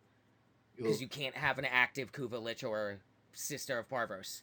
So even if I get to the rank with the Hex in 1999, which I'm almost at, to access the next chapter, I can't do it because you can only have one, like, boss. It's basically their version of the Nemesis system from the WB games that no longer exist. Yeah. But they have it so you can only have one at a time. So if you have a Sister of Parvos, you can't even have a Kuvalich or a Technocyte Kodo, which is the Warframe 1999 one, exist. Like, they just can't exist in your world. You have to kill the one you have. And I have a Kuvalich, and it's a slog to figure out how to do it. At some point, I'll get around to it, but it's not a priority. I'm kind of hoping that this pushes them, because originally there was going to be part of that Kuvalich system would be you could go to the Assassin faction and just pay them to kill the thing, just so you didn't get locked. But it didn't come out like that, so maybe it will this time, you know? Usually, if a lot of people are like, that's kind of a weird block, it'll get changed later, and I'm not in a rush. New TFT set is coming. It's like a heist-themed one. Looks pretty fun. I enjoy my auto battlers. They're like cozy games to me. I kind of just like vaguely pay attention, and sometimes I do really well for some inane reason that drives people nuts. Firebreak gameplay trailer looks great. Less COD, definitely more like Left 4 Dead structured little runs, but definitely a Remedy all the way through, and it looks great. There's a trailer for a game that I think is based off a comic called I Hate This Place. It is survival horror in the 80s, and it's isometric. Huh, okay. Yeah, it looks pretty neat.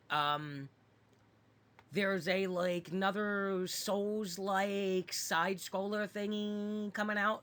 Mandragora, Whispers of the Witch Tree. It's got an aesthetic that's appealing.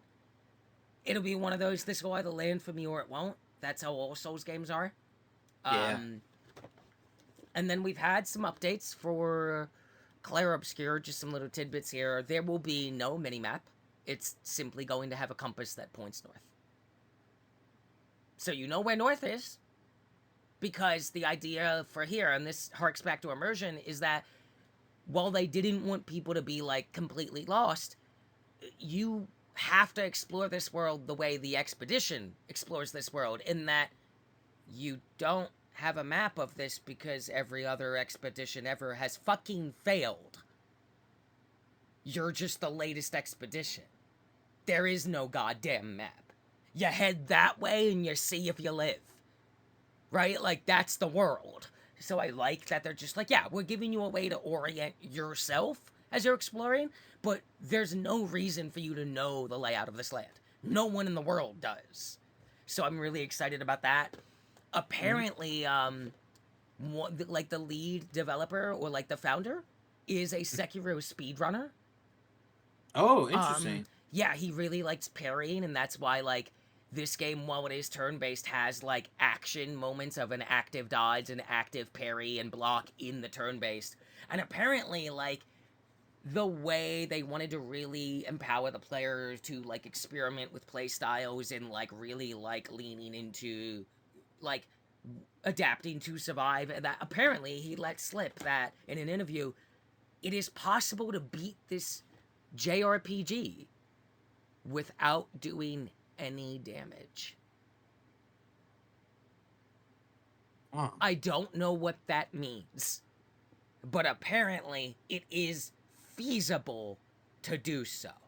Whether you can figure out how it even works and can execute on it once you know how it works is the question. But yeah. according to the founder and one of the lead developers and a Sekiro speedrunner, you can beat the whole game without doing any damage, if you so are Alright. inclined. That is interesting. Yes, I'm very excited for Clear Obscure. I will be streaming it as much as I can. I'm probably going to love it so much that there will be gameplay off stream, but I plan to be streaming it most of the time because I find like a good story driven game is easy for me to stream because like I get into that and it is the more I see of this game, the more I'm like, this is how I used to feel about Final Fantasy as a franchise for a long time. The feeling I am feeling whenever I look at anything or read anything about Claire Obscure. Raw excitement. At like, look at this fucking weird ass thing. Look at this absolute weird ass fantasy, sci-fi, whatever the fuck. I need it. I need it. And Final Fantasy is kind of boring in the last couple games, honestly. They've really gotten very, like, formulaic and repetitive. With the point where it's like, yes, the fantasy setting of slightly mystical medieval Europe with white people. I don't like that. That's boring. Oh, Avowed has done so well that there will be a forthcoming like roadmap showcase announcement of Ooh. future updates. The first major update came out, was free, and included a lot of fixes, but also a lot of quality of life adjustments, including adding in more points for perks and shit at different levels across the game. And all that, if you were already at those levels, they were retroactively there. So, literally, feedback from players that are like, yo, it'd be nice if we got a little more perk points throughout the game. They were like, yeah, okay, here you go. Yeah, no, because I always feel that that's maybe an issue, I guess, for me, is that, like, a lot of games where, like, there's so many perks or stuff like that that you need, like skill points. Yeah. Like, there's a lot of skills that you need and very few skill points. It kind of feels like, I don't know. Like, I guess I understand if you don't want to do jack of all trades sort of deals, but, like, at the same time, it's like, Avowed is you have not having so that many. problem. That's not why You have, we got more skill points, just to be clear. Like, that's not a problem yeah. Avowed has. Oh, okay. Perfect. You very quickly get a companion. You will almost always have two. In fact, I don't think you can once you have three and you can only run with two at a time, it doesn't let you run with any less than two. Hmm. Every companion has abilities that like also a navigation to get access to area abilities. You can also get all those ways to access. In the same way where it's like if you're like a big strong character, like a physical fighter, you can just power attack breakable walls. Or if you're somebody that isn't like a big hammer person, you can chuck a grenade at it. Oh, are you a wizard like me? You're magicking it up? Well, I put a point into the one thing and now my charged wand move does it too. Everyone has a way in, regardless of how you're building. You can build pure magic, you can build pure ranger, you can build pure fighter, you can mix and match completely free. The only restriction keeping you from putting a point into anything is your level itself. So you can't put any points into anything at level 10 ranger if you're not level 10, Ranger is just a category. It's not a like requirement you need to meet. It doesn't fucking matter. There Gotcha. is no restrictions at all beyond. Are you level 10, your character? Do you have a perk point available? Put it in any fucking tree you want up to level 10 spells or passives. Like anywhere on there. Doesn't matter. And every perk in that game has multiple tiers to upgrade that perk alone too.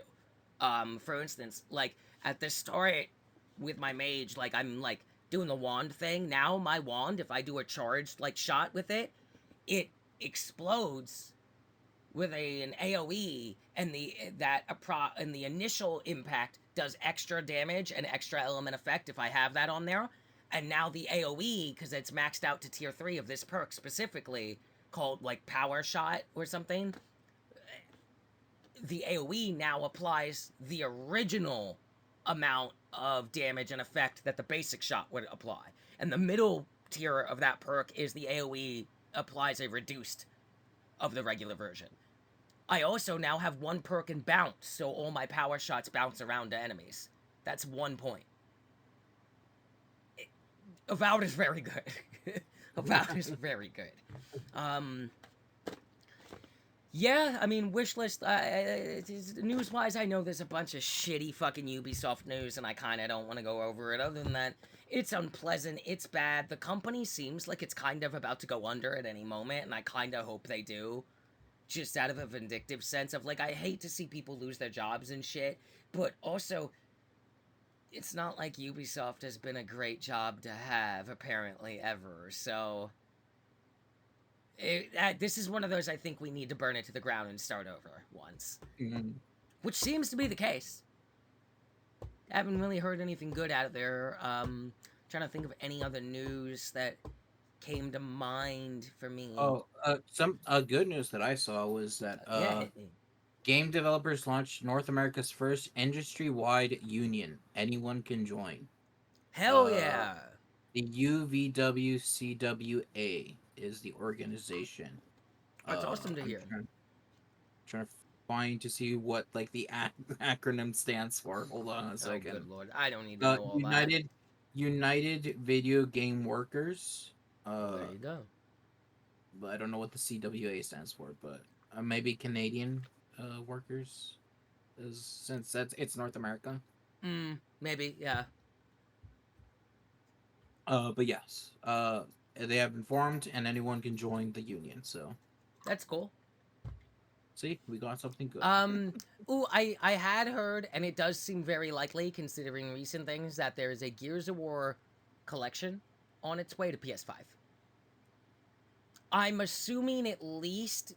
See, the question is it just going to be Gears 1, 2, 3 Remaster? Is it going to be the mainline games, no side games? I honestly, I would love a Gears 1, 2, 3 even. I would definitely prefer 1 through 5. My friend, Lizzie, has played, I think, like, the first one, but never the others. I would love to play those with her, because I genuinely love Gears. Also, I can't stop thinking about PlayStation's adaptive haptic triggers and that chainsaw. Oh, that's gonna feel real good when you carve up that man in half with that chainsaw. With the haptic feedback. You're gonna feel that haptic feedback when it cuts through his little scaly flesh. Oh, that's good stuff right there. Now that's immersion. It would be kind of cool if when you're doing that and you're... Dude, imagine how the perfect reload feels. Imagine giving you resistance on the trigger, and yeah, you gotta really, bro. Yeah, you gotta really for it. Yeah, and then it starts actually cutting up. Yeah, come on, I need it. Also, Gears is great. I love Gears. Gears is insane. Gears is fucked up too. That is a fucked up world. Yeah, that's why. Also, Gears of War E-Day did get pushed back to 2026. Which is why there's some kind of Gears collection coming to PlayStation, seems to be all rumors, which would imply that there's a solid chance that the rate Xbox has been kind of working this, is that Gears E-Day might also just launch on PS5, which I'd be so fine with. Shut up and take my money, Xbox.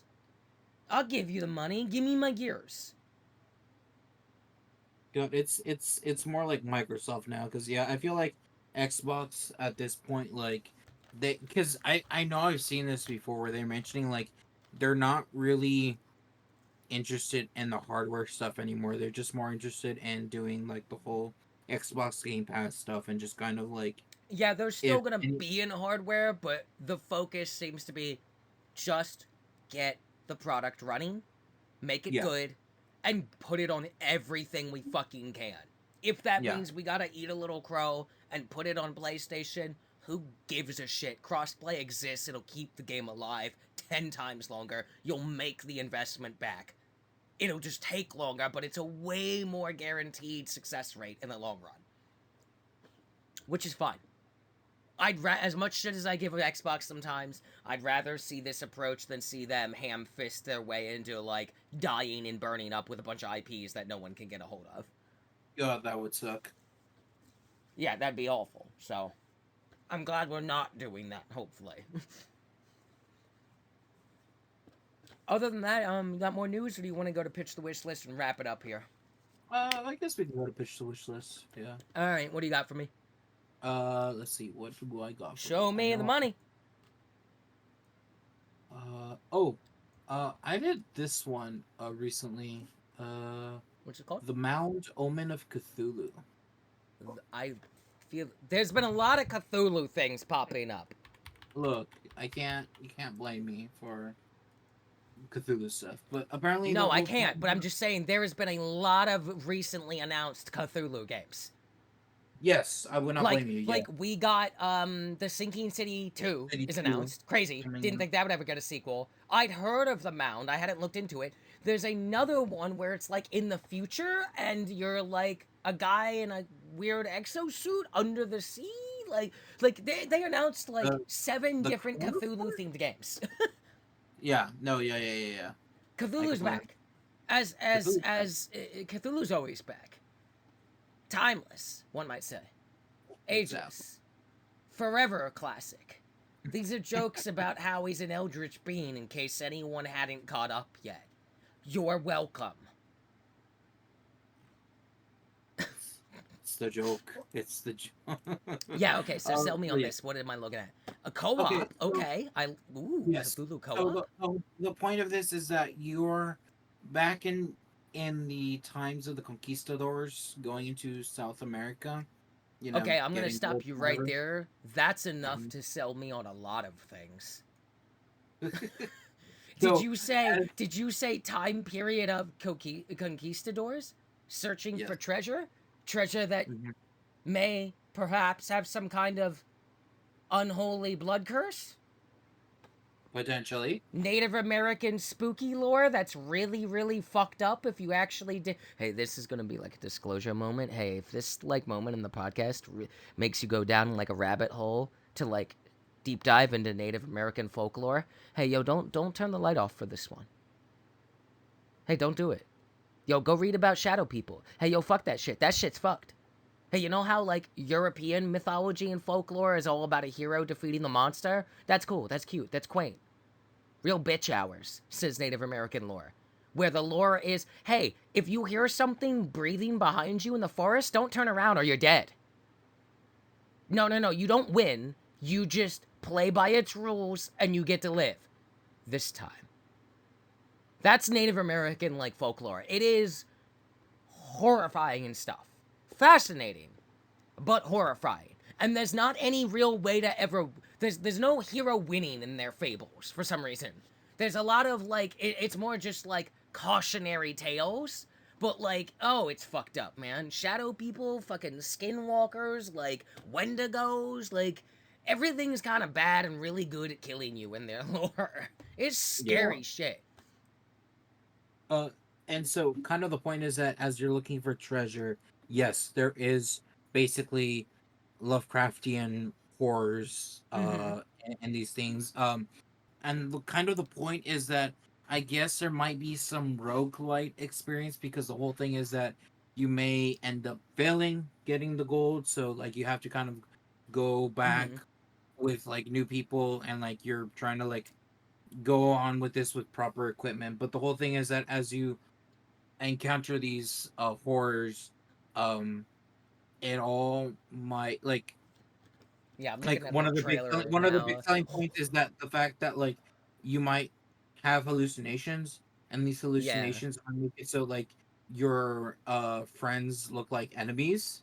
Oh So my you might god. accidentally kill like one of your friends if you're not careful, sort of Yeah, thing. I'm seeing as the So, trailer's ramping up and doing its thing. I mean, I feel like we got a taste of like what hallucinations as a mechanic could do for anything with Dead Space 3's like co-op where one character sees all kinds of shit that no one else ever sees. Like in any kind of survival horror setting, that alone, at the very least, that is an extra way for the game to drain your already you need to manage your resources, right? Like mhm. Resident Evil, if it has fake zombies that aren't real, right? Like if you Yeah, hallucinate and yeah, you took a shot and you took a couple shots and they died, but then you learned they were not real, and then the real thing comes, like there is a lot there that is an untapped like level of immersion. Again, like I love that we had this great conversation about immersion, and then like we are just talking about great ways to do immersion that have nothing to do with realism because you should be as far away from those things as you can. I don't need realism for immersion. I need you to tell a story and create an yeah. experience. And I like what I'm hearing. I'm not sure if it would be my exact thing. I'm looking at developer Ace Team, doesn't ring a bell. Nacon is the publisher, which doesn't instill me with huge confidence. Yeah. I'm But still gonna keep an eye out for it, but like I'm I was definitely going to hit follow on it because, at the very least, conceptually, it deserves the merit to keep eyeballs on it. yeah, yeah, yeah. And just because the publishers is a little. Yeah.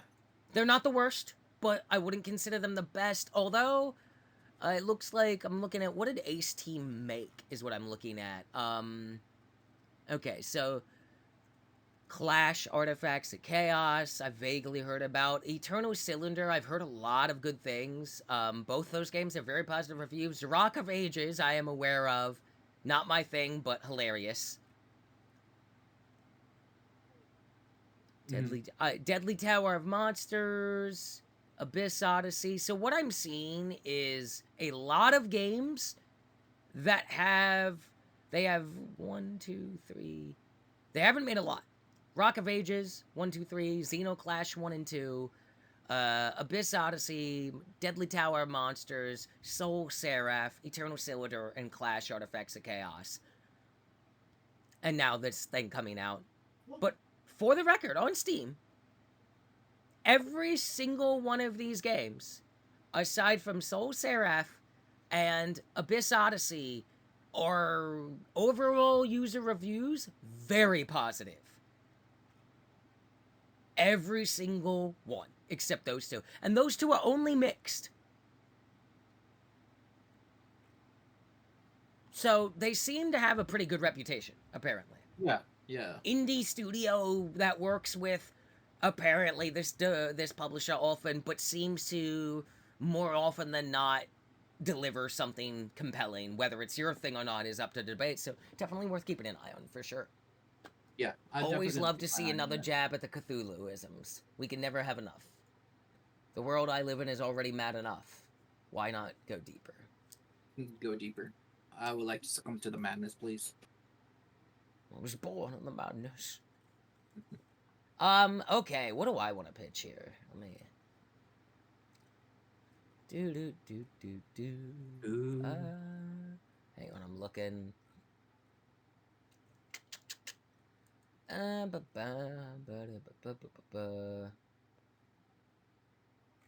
already pitched that. I know I did.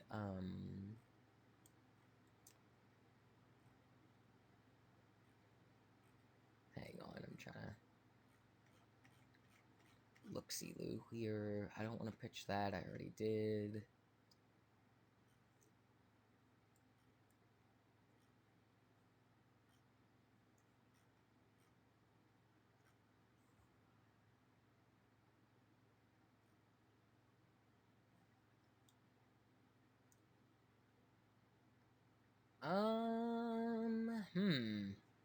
I don't know if I've added anything new in a minute. You know, that's fair. It sometimes there's just like something that hasn't the things haven't piqued your interest, and so that's okay. That's Yeah. That's usually what Uh, happens to me. Sometimes when you ask for wish lists, I'm like, oh shit, have I added anything recently? yeah, I'm just Because scrolling sometimes through. it just happens. Yeah. Yeah, I don't see anything. I mean, I'm fucking about to be bouncing around in Clair Obscure soon enough. Yeah. So yeah, I don't really have anything that's standing out to me that I haven't definitely talked about on previous episodes. So it'll be nothing from me this time. But Very fair. that's a podcast, I believe. That is a podcast. It is a podcast. That's a podcast. Ladies and gentlemen, and those of yet undecided, and those existing in the fugue state of the ether beyond the scope of the darkest, deepest wrenches of the known universe and into the unknown abyss. We'll see you next month. And that one dude And we that just one dude, shout out to that one dude. Hey, one dude, go fuck yourself. fuck yourself. Bye. Okay, bye.